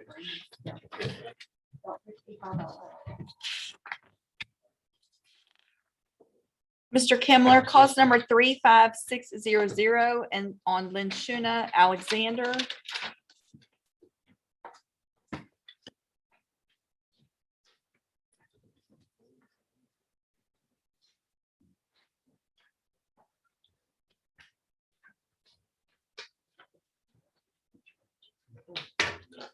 Good morning. Are you Linshuna Alexander? And Ms. Alexander has a motion to revoke unadjudicated probation. Looks like she was placed on probation May 17th of 2021 for the offense of theft. And what is the announcement? Your Honor, we could go to the administrative violation to employees and give an update to it, so. Well, there's two violations. One is a new offense and one is just fees. We'll plead true on the fees and then Mr. Nichols can offer up proof, I suppose, when we come back for sentence. Okay, so she's going to play not true to the new offense. Ms. Alexander, raise your right hand, please. Do you swear or affirm the testimony you're going to give in this hearing will be the truth, the whole truth, and nothing but the truth, so help you God? All right, you can put your hand down. Will your client waive the formal reading of the motion? She will. Ms. Alexander, I have a motion to revoke your unadjudicated probation. It shows that you were placed on probation May 17th of 2021 for the offense of theft, and that was a 2-year deferred adjudicated probation. Is that correct? Yes, ma'am. It alleges you violated your probation. Count 1 alleges that you committed the offense of failure to identify a fugitive from justice, July 12th of 2022. And is that true or not true? Not true. Okay. Count 2 alleges that you are behind in your court assessed fees as of December 7th of 2022 in the amount of $2,594. And is that true or not true? That's true. Did you enter your plea of true to count 2 freely and voluntarily? Yes. and because it's actually true. Right, then I'm going to find that you entered that plea of true to count two freely voluntarily, find sufficient, find that count two, excuse me, find count two true, find sufficient evidence to revoke your probation and find you guilty. However, I'm going to reset your case for sentencing. And Mr. Nichols, if you'll just let us know, my intention would be to set that at a time when there's a little bit extra time, either at the end of a docket, so that you can present witnesses with regard to that other offense. Certainly. And that's a Jefferson County. Yeah, it's a Jefferson County case. All right. Anything that you think is important, be sure and get that information to Mr. Kimler. You're also obviously still on probation, so you need to be following through with everything you're supposed to be doing. And then when we come back, we'll have a hearing. I will determine if there's any evidence, whether or not you did, whether I feel like you committed that offense, and then what I'll do with you, whether or not I revoke your probation or not. Okay. All right. Thank you.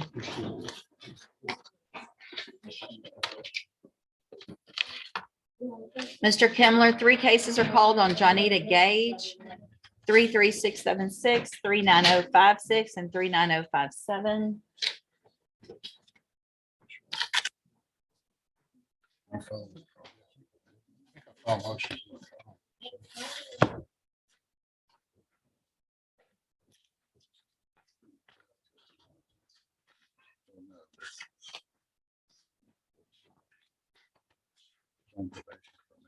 When do you think you found that? A while back. I mean, we've done stuff since then, I'm guessing. Is that, do y'all see any? He's saying he filed a Judge. motion to withdraw. Mhm.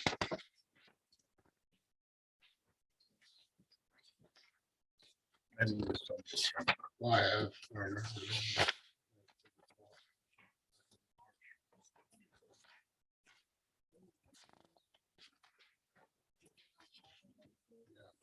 We could proceed. Here. That's fine. No, I mean, I can Judge, reset it if we that's can what you go want off to for a do. second, I can tell you why we should reset it.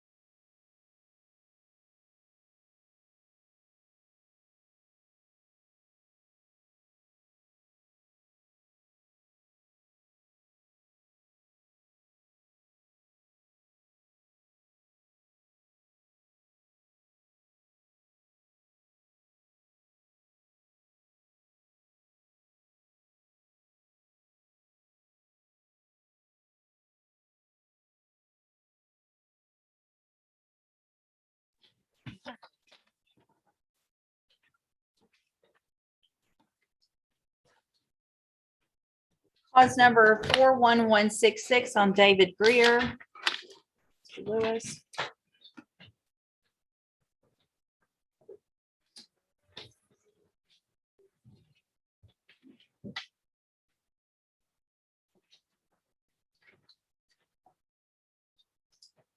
All right, sir, again, you're David Greer. And will your client waive the formal reading of the indictment? He does.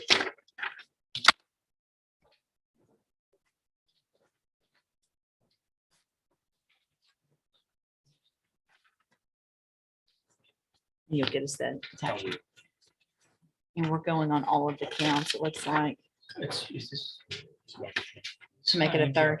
It's not. an interruption. Oh, it shouldn't be any interruption. No, all the counts of the indictment. Okay. Yes, ma'am. Yes, ma'am. All right.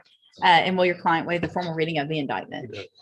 Mr. Greer, in cause number 41166, you're charged with the state jail felony offense of evading arrest or detention with previous convictions from October 3rd of 2022. The indictment alleges you were previously convicted of evading arrest or detention August 18th of 2017.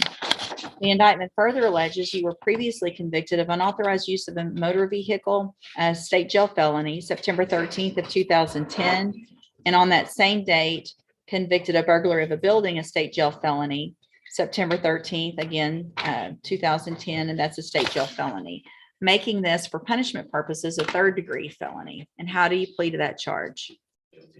And are those prior offenses all true?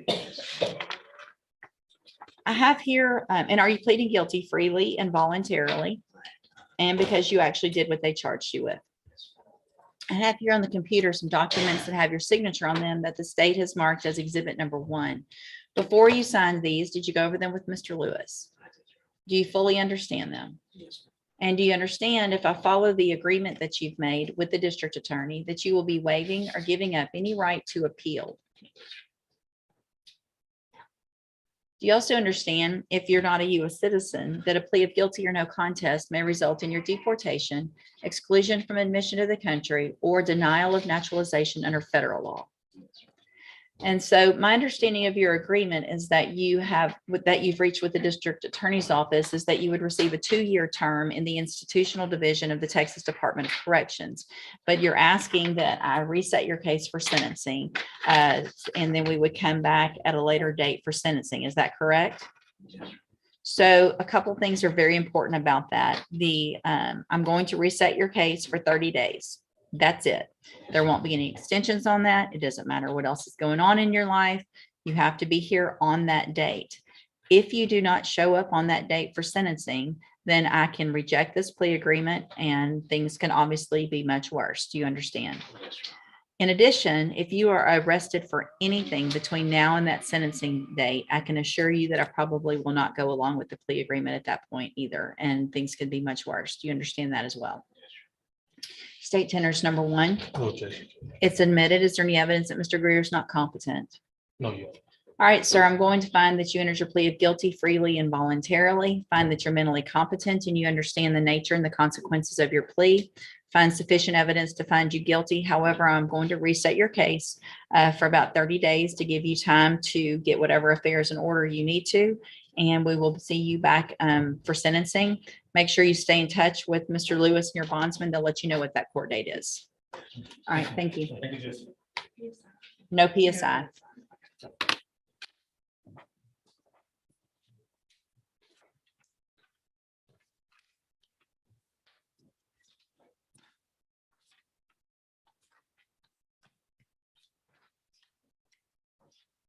Mr. Galmore, are you ready on Michael White?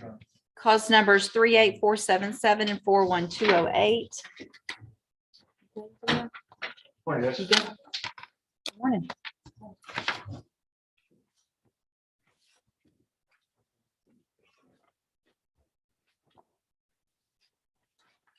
Okay, you're Michael White, and we were waiting because there might be some federal charges coming. There are federal charges coming in, Judge. I think we'll have this case resolved on the federal side probably within the next 2 weeks. So if we could just get one more normal resetting, I may dispose of. I visited with the assistant U.S. attorney that's handling the case on the federal side, and that's my understanding as well, is that they're close, they're really close. Okay, so then, I'll just do a normal reset. That should be enough time. Stay in touch, obviously, with Mr. Galmore and your bondsman. They'll let you know when you need to be back. Thank you.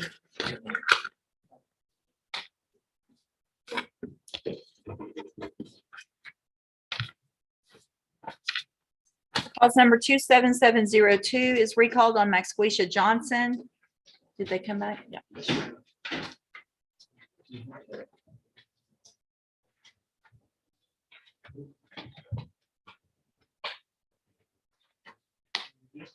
I'll have Maxquisha Johnson sentencing. 27702. Not this one.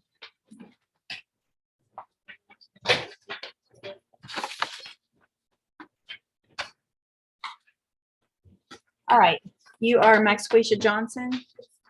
Speak up, please. And what is your name? Attorney Edwards. Miss Grace stepped out to go to the restroom. Do you want to wait? Do we need to wait for her for argument? I can proceed, Charlie. She's here, so let's wait so that y'all can both be here. I'll hold it just for a minute while she comes back. Okay, thank you. Ms. Johnson, just have the seat back over where the bailiff wants you.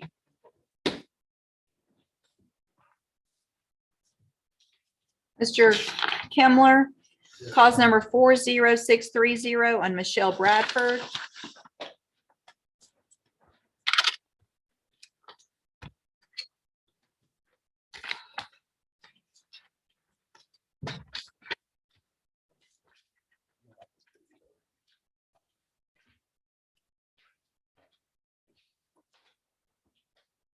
Good morning. Are you Michelle Bradford? Yes, ma'am. And Ms. Bradford was previously in court, entered a plea of guilty to the third-degree felony offense of cruelty to non-livestock animal.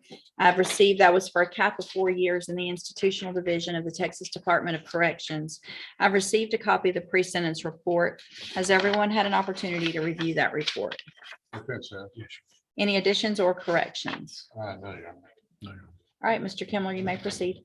My first observation is this is a rather thorough pre-sentence report, especially regarding the recommendations portion where the PS officer goes into detail on his background and history and I guess current mental state, whatever other things are going on with it. It's very thorough, and I can't really add to that. So I would incorporate that into my argument. I think that in looking at the totality of the circumstances in this case, it's a tragic situation. I personally am a dog lover, and I appreciate, try to trivialize what occurred here. It's a loss of an innocent life, be it that of an animal, but still a sentient being. And I don't, want to try to attempt to excuse her behavior. I think that Ms. Bradford feels genuinely remorse about what occurred. And to the extent possible, wishes to make amends to that. The stage proffered a 4-year cap. The court has the option of course, sentencing her to the penitentiary for 4 years. I would just simply suggest to the court that looking at the recommendations portion of this report, that there are available options on probation that would seem to remediate what's occurring in Ms. Bradford's life that would hopefully keep her from making the kind of mistakes that she's made here and in the past. But then you have the punitive side of this too, because again, it's not just about her. Purposes of punishment are multifaceted, and rehabilitation is one, but of course, the punitive nature punishment is there as well. I think that the court has available to it the option of assessing upfront jail time of up to 180 days. I don't know that the imposition of an ISF term of cognitive track is appropriate. Of course, that's not really designed to be punitive, but there is some, of course, time that will be spent in county waiting to go to ISF. I think currently probably 60 to 90 days. But ISF is an option too, along with the portion of being in custody waiting to go to that. I would suggest that as I anticipate the state's going to make an argument for the punitive portion of this in prison time, I would simply say that could be addressed through upfront jail time, and then that could be balanced with the remediation or rehabilitative portions of the punishment and probation that the court will be ready to impose on Ms. Bradford. And she wanted to address the court too, I guess, about the situation that occurred, express her feelings. Yes, like I explained over there, it was an accident. Like I didn't even know that she was still outside because my daughter's boyfriend was supposed to take her, and I thought he did. So me and my grandson went back in the house and started doing what we always do, play video games and stuff. So I didn't even know that she was still outside. And what happened with her is, like, I feel really bad because me and my grandson were the ones who really took care of her most. It was my daughter's, my daughter got it for my granddaughter. And I told them I couldn't even keep the dog there. It wasn't my house. I didn't stay there. And they brought her anyway. And what happened to her, I feel really bad. I love animals too. And I didn't even know she was still outside. I still to this day, I really wish I would have just went back outside and checked on her. All right, Mr. Smith. Judge, the issues I have besides the heinous facts of the manner in which the dog died. Internal temperature of the dog, a couple of hours after it was discovered, was still 106 degrees. There was no shade, there was no water. The dog suffered terribly. I'm saving it by not playing the video of the dog in its last throes of life, howling in extreme pain. Miss Bradford puts off that she told him not to bring the dog and that it was really their fault. And to me, shows that she's not fully accepting responsibility for what happened, even though she told the detectives that she did know the dog was there. She has had probation before and was revoked in May of 2021. This offense occurred July of 22. So less than a year after that, she's got, as the PSI points out, pattern of criminality that dates back to her adolescence, prior drug problem with synthetic cannabinoids, and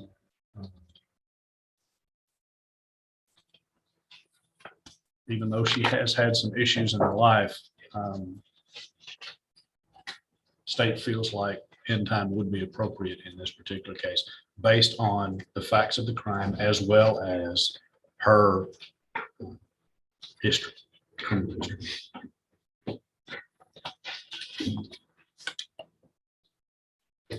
So my understanding, if I'm reading the pre-sentence report correctly, is that your daughter's name is Mercedes, correct? And that she has actually, that she visited with, during the subsequent investigation, Mercedes was contacted and really kind of affirmed what Ms. Bradford is telling us today about who brought the dog, whose dog it was, and whose responsibility. And I appreciate in some ways Ms. Bradford taking responsibility, even though I understand what you're saying, that you feel like she's not.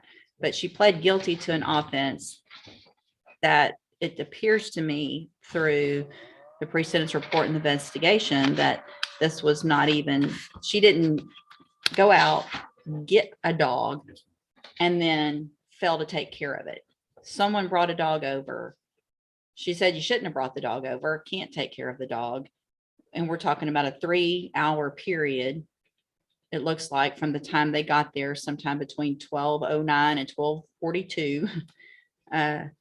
And then it was 3 o'clock that afternoon, I guess, when the dog was deceased. So it's obvious, and everyone here knows that I'm also love my animals. I loved my dog. I just lost my dog not that long ago, but I don't feel like the facts of this case particularly warrant a prison sentence at all. I mean, it's, if Miss Bradford had intentionally not fed the dog, if Miss Bradford had intentionally went and gotten a dog and not taking care of it, left it out, things like that. But it sounds like there's really some culpability through several people, and Miss Bradford's the one who got charged with it. But I believe the daughter and boyfriend have some culpability as well, in my opinion, and weren't charged with this.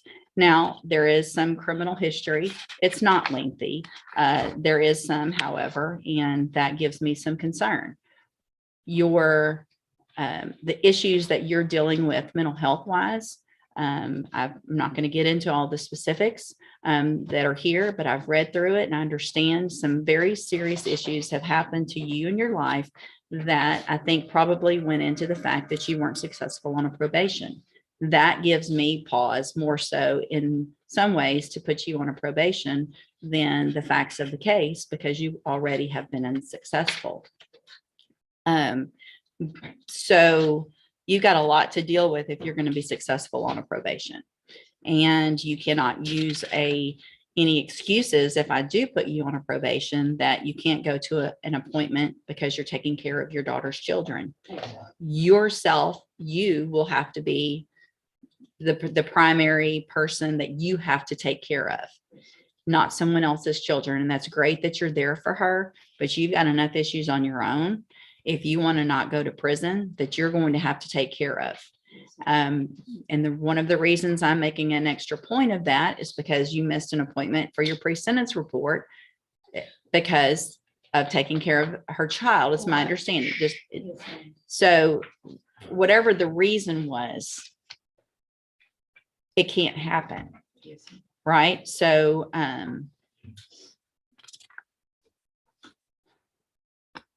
You can't take care of the child if you're locked up.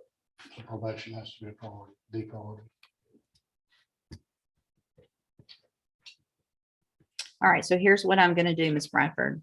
I'm going to find that you entered your plea of guilty freely and voluntarily. I'm going to find sufficient evidence to find you guilty, and at this time, I am going to find you guilty of the third-degree felony offense of cruelty to non-livestock animals. I'm going to sentence you to a term of 10 years in the institutional division of the Texas Department of Corrections, but I'm going to suspend that and place you on probation for 10 years. At this time, I'm not going to order a fine because I believe you will have enough other things that you're going to be taking care of on probation that I want you to be able to do. I am going to order, you will be on, and Mr. Kimler was correct. The probation department did a very thorough job of going through what the issues were, what some of the underlying issues were, and what you are going to need help with if you're going to be successful on probation. And so I'm going to order whatever recommendations that they feel are appropriate. That's what you're going to be required to do. You will be on the high medium supervision caseload, which means you will be reporting more often. I am going to order that you have an evaluation with regard to your mental health needs. And whatever that evaluation recommends and comes up with, that's what you're required to do. Inpatient, outpatient, whatever it is, whether you feel like you need it or not, it's going to be part of your probation. I feel like I'm going to leave it up to probation at this time. I am going to order that you enter and successfully complete the cognitive track of the ISF program. But at this time, what I'm going to do until that evaluation is done, I'm going to hold that in abeyance. So I'm not going to place you in custody today to wait for that bed. If the evaluation comes back that is a program that you would benefit for, it's already ordered. All they have to do is send me the document, it gets signed, and you would be required to turn yourself in to the jail and go to that program. That would be a condition of your probation. Whether you want it, need it, that's not what you're not going to get to make those decisions. And so I'm going to have them evaluate you for that particular program. It looks like there's been a history of obviously some drug use. It appears from this that has not been something that's been very recent, but I'm also going to order that a substance abuse evaluation be done. And if the substance abuse evaluation comes back that you need treatment, what I'm going to order at this time is that you also enter and successfully complete the substance abuse track of ISF. But I'm going to hold that in abeyance until that evaluation is done. If that evaluation says you need inpatient treatment, I've already ordered it. You go turn yourself in. If they think that you need both tracks, you turn yourself in, you go through both of those tracks. Do you understand? The thing about this, and I know there was a cap of 4 years and I gave you 10 years. The way I am able to do that is because I'm not making you go do 10 years today. But if you violate any condition of probation, you're going to be right back in here and you will be facing the 10-year sentence that I just gave you.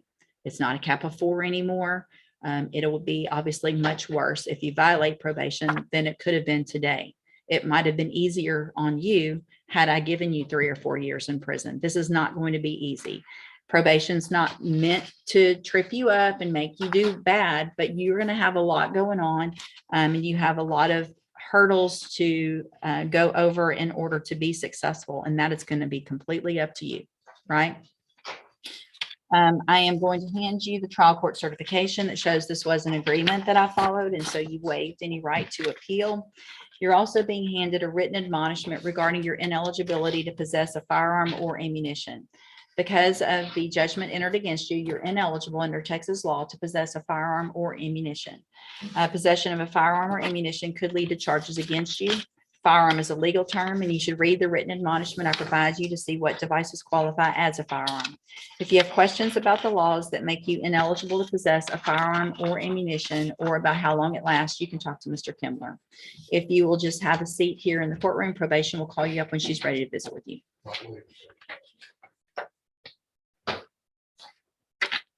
That's what I thought.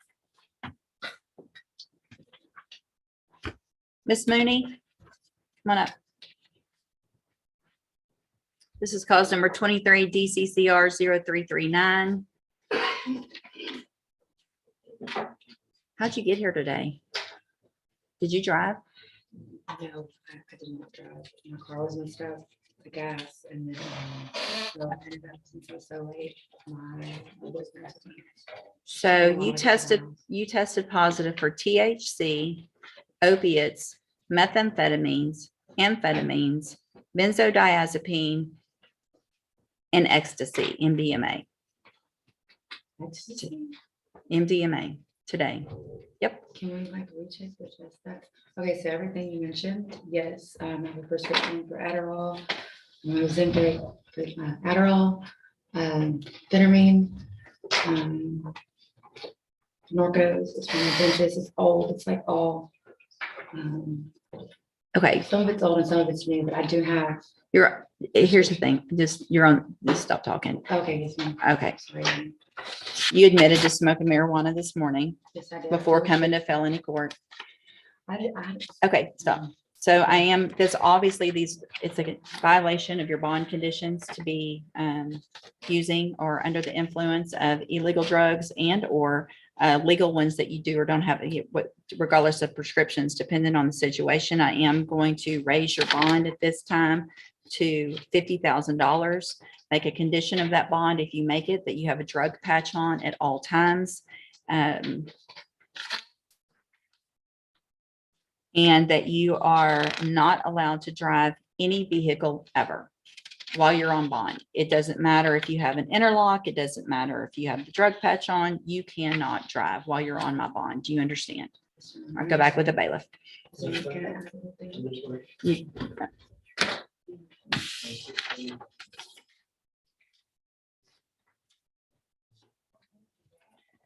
Cause number 27702. Well, actually, let me hold on just a second. I need a break. Take just a quick break.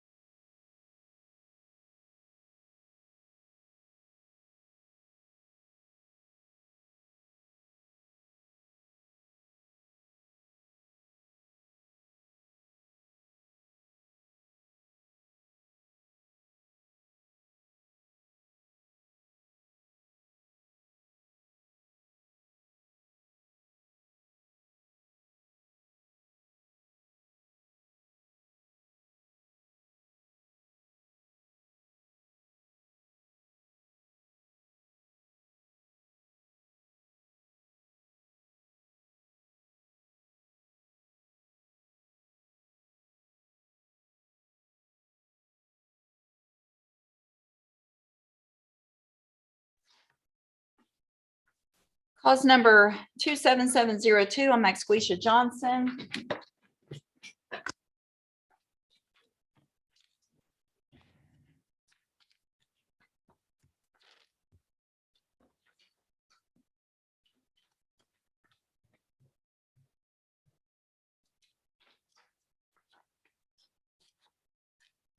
Okay, can your Maxquisha Johnson speak up? And so Ms. Johnson was previously in court, entered pleas of true to counts 1 and 2, and a motion to revoke unadjudicated probation on probation for the offense of abandoning or endangering a child. That was from December 11th of 2017. That was a 3-year deferred probation.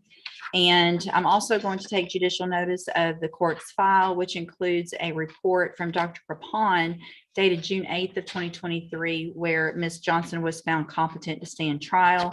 Any other information or evidence with regard to competency? No. No.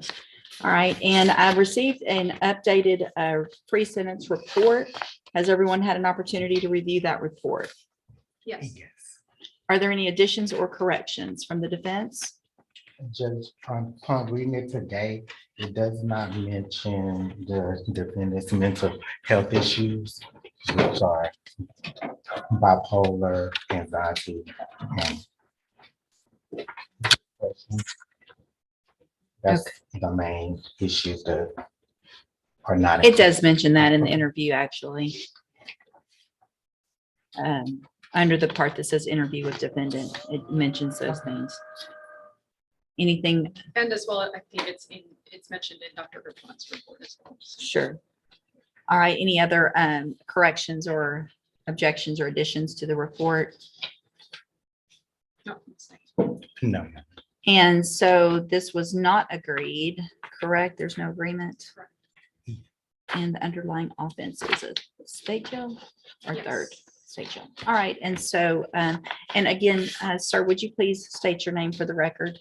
Dory Brett Edwards. And for the Mr. defendant. And Mr. Edwards, will you be the one that is making, that's arguing for punishment?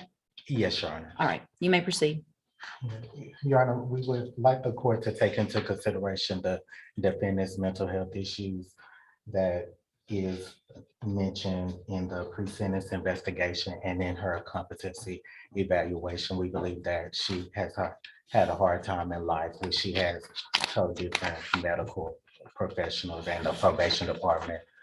And we believe that she has several children who have medical conditions. There is a surgery coming up. And actually, Your Honor, we filed a motion for continuance because we just found out that our client is pregnant, I think 7 weeks pregnant. That's denied. And so we would ask the court to take consideration of her mental health issues that she has reported. We filed a motion to modify the terms and conditions of her probation when she found out she was suffering from bipolar. We did bring that to the attention of the court and the prosecutor and the probation office. And we would ask that she continue on probation due to those issues. All right, thank you. Ms. Lesniak? My issues with Ms. Johnson are that she just keeps reoffending in ways that are putting her kids in danger. I like Ms. Johnson as a person, but she's just making some really bad decisions and putting the court in a position to have to revoke her or minimum give her some kind of inpatient treatment that it's just going to address all those. We've done, I think Ms. Davis has detailed out everything that probation can do for her. Not sure what's left beyond revocation. So, Ms. Davis, other than, I mean, obviously you went through in this update for me. I'm going to go through and make sure that everyone agrees and we're all on the same page. So, Ms. Johnson, you were put on probation back in 2017, and that was a 5-year deferred probation. Is that right? Was it 5? It was a 3-year deferred probation. But then while you were on probation, 2 years later, you were arrested for theft, Class B theft. And then there was a motion, just let me talk, okay? And then there was a motion to revoke your probation filed and a warrant issued. You were taken into custody and then you posted a bond. While you were out on that bond, so you got out on bond on a motion to revoke your probation, February 9th of 2020. Then 2 months after you were out, you were arrested in Nederland for DWI, posted a bond on that. And so a new first amended motion to revoke your probation was filed. And you were sentenced to probation on that theft in December of that year. And your probation in this case was extended for 2 years. So the motion to revoke was dismissed. You were given an opportunity to remain on probation. And then the pending DWI was just going to kind of see what happened on it, right? So then it looks like August 21st of 2022, you commit the offense of driving while intoxicated with a child under age in Chambers County, posted a bond on that. And so then a new warrant was issued for a motion to revoke your probation based on that.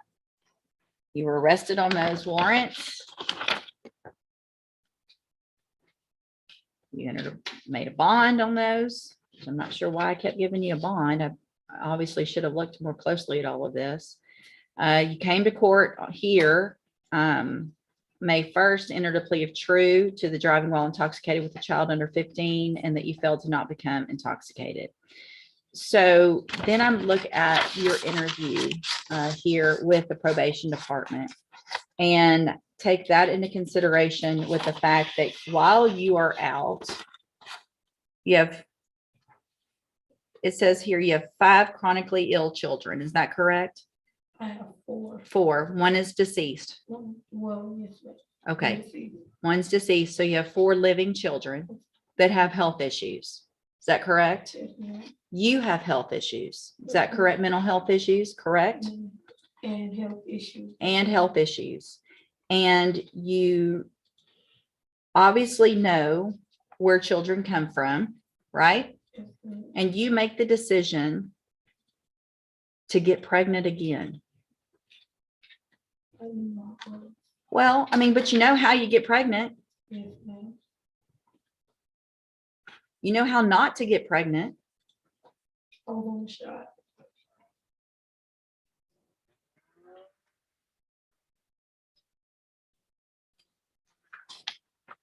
So the biggest problem that I have, Ms. Johnson, is that you're on probation for a crime that relates to endangering and abandoning a child.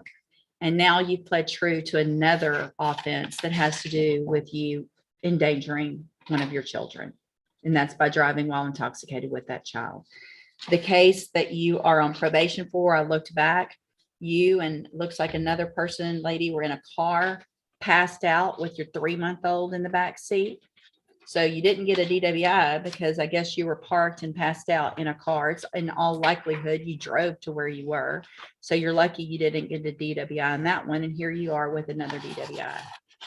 Actually, this would probably be, if they were all counted as DWIs, probably your third, because the first one probably should have been that you're on probation for.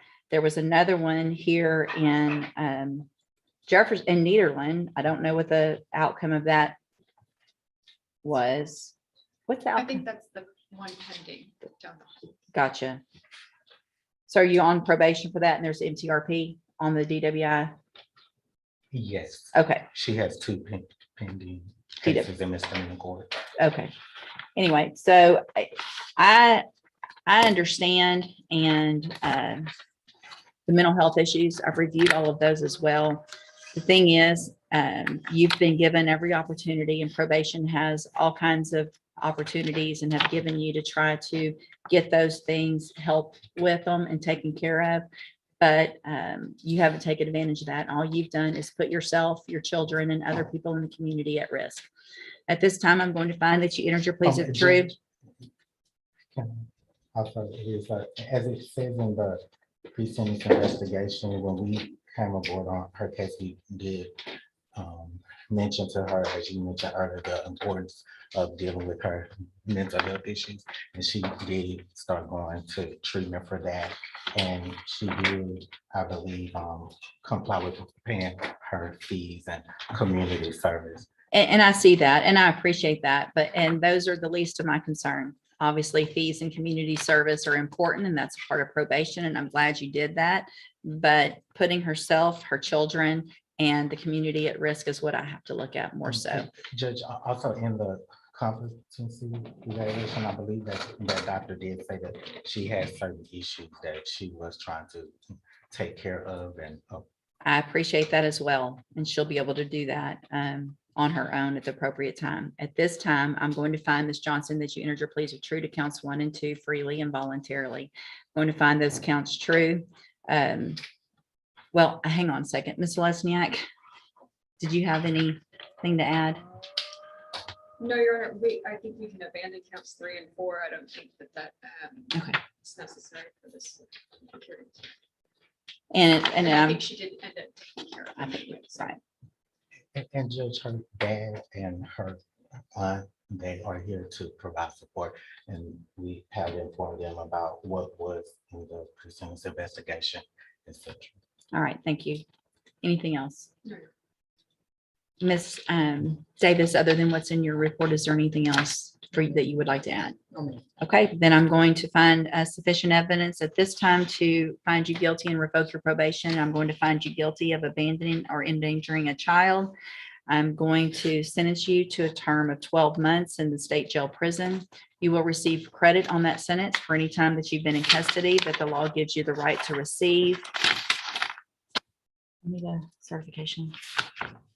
I'm going to hand you a trial court certification that shows this was not an agreement, and so you do have some rights to appeal. I'm also going to hand you a written admonishment regarding your ineligibility to possess a firearm or ammunition. Because of the judgments entered, just one case. Because of the judgment entered against you, you are ineligible under Texas law to possess a firearm or ammunition. Possession of a firearm or ammunition could lead to charges against you. Firearm is a legal term, and you should read the written admonishment I provide you to see what devices qualify as a firearm. If you have questions about the laws that make you ineligible to possess a firearm or ammunition, or about how long that lasts, you can talk to your attorney. You will please, if y'all will sign and have her sign that real quick, I'll get that. Is there a way she can turn herself in at a later date? No, sir. She already has a warrant for arrest today from the other court with a motion to revoke pending. Absolutely not.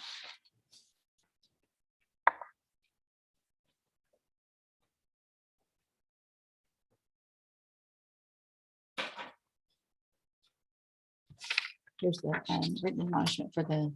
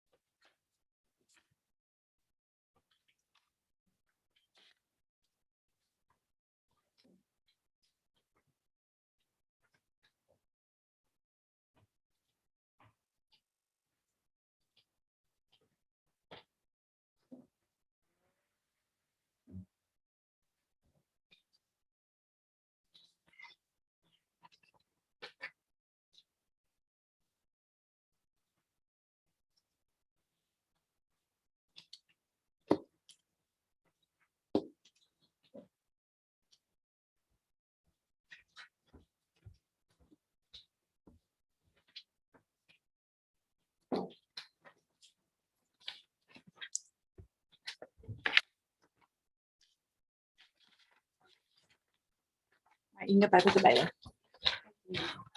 Thank you. Yes, sir. Do we have Mr. Siddick yet? Clause number 41238 on Keandre Robinson.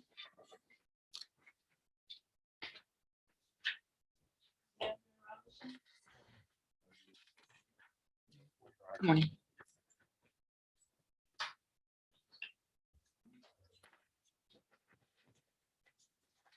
Grabbing Mr. Robinson from outside. Okay.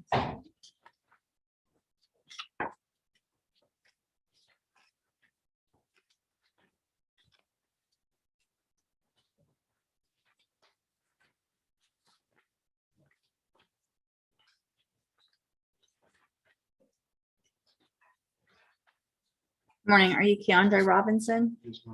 And Mr. Robinson's charged with the first-degree felony offense of aggravated robbery from November 16th of 2022. And Mr. Seth, what is the announcement? Yeah, thank you, Your Honor. Good morning. I've spoken with the prosecutor, and where we stand today is that right before the prior announcement, I just received discovery. I've had a chance to review that discovery since then, but the state and myself have not had a chance yet to discuss the case in terms of plea offers or resolution informally, Okay. or to an agreed resolution. And so I believe the state has no opposition to defense's request to reset this announcement so we can have the chance between the state and myself to discuss the matter now the discovery's been reviewed. Okay. That's correct, Judge. As you know, I was out last week, so we didn't have a chance to get him an offer. We'll get that done and figure out what we're gonna do. All right, so I'm going to reset the case for about 30 days. Make sure you stay in touch with your attorney so that once he visits with Mr. Nichols, you guys can visit about what any offers are and whether you want to accept those, and we'll get an announcement at the next court date. Thank you. All right, thank you. You're free to go.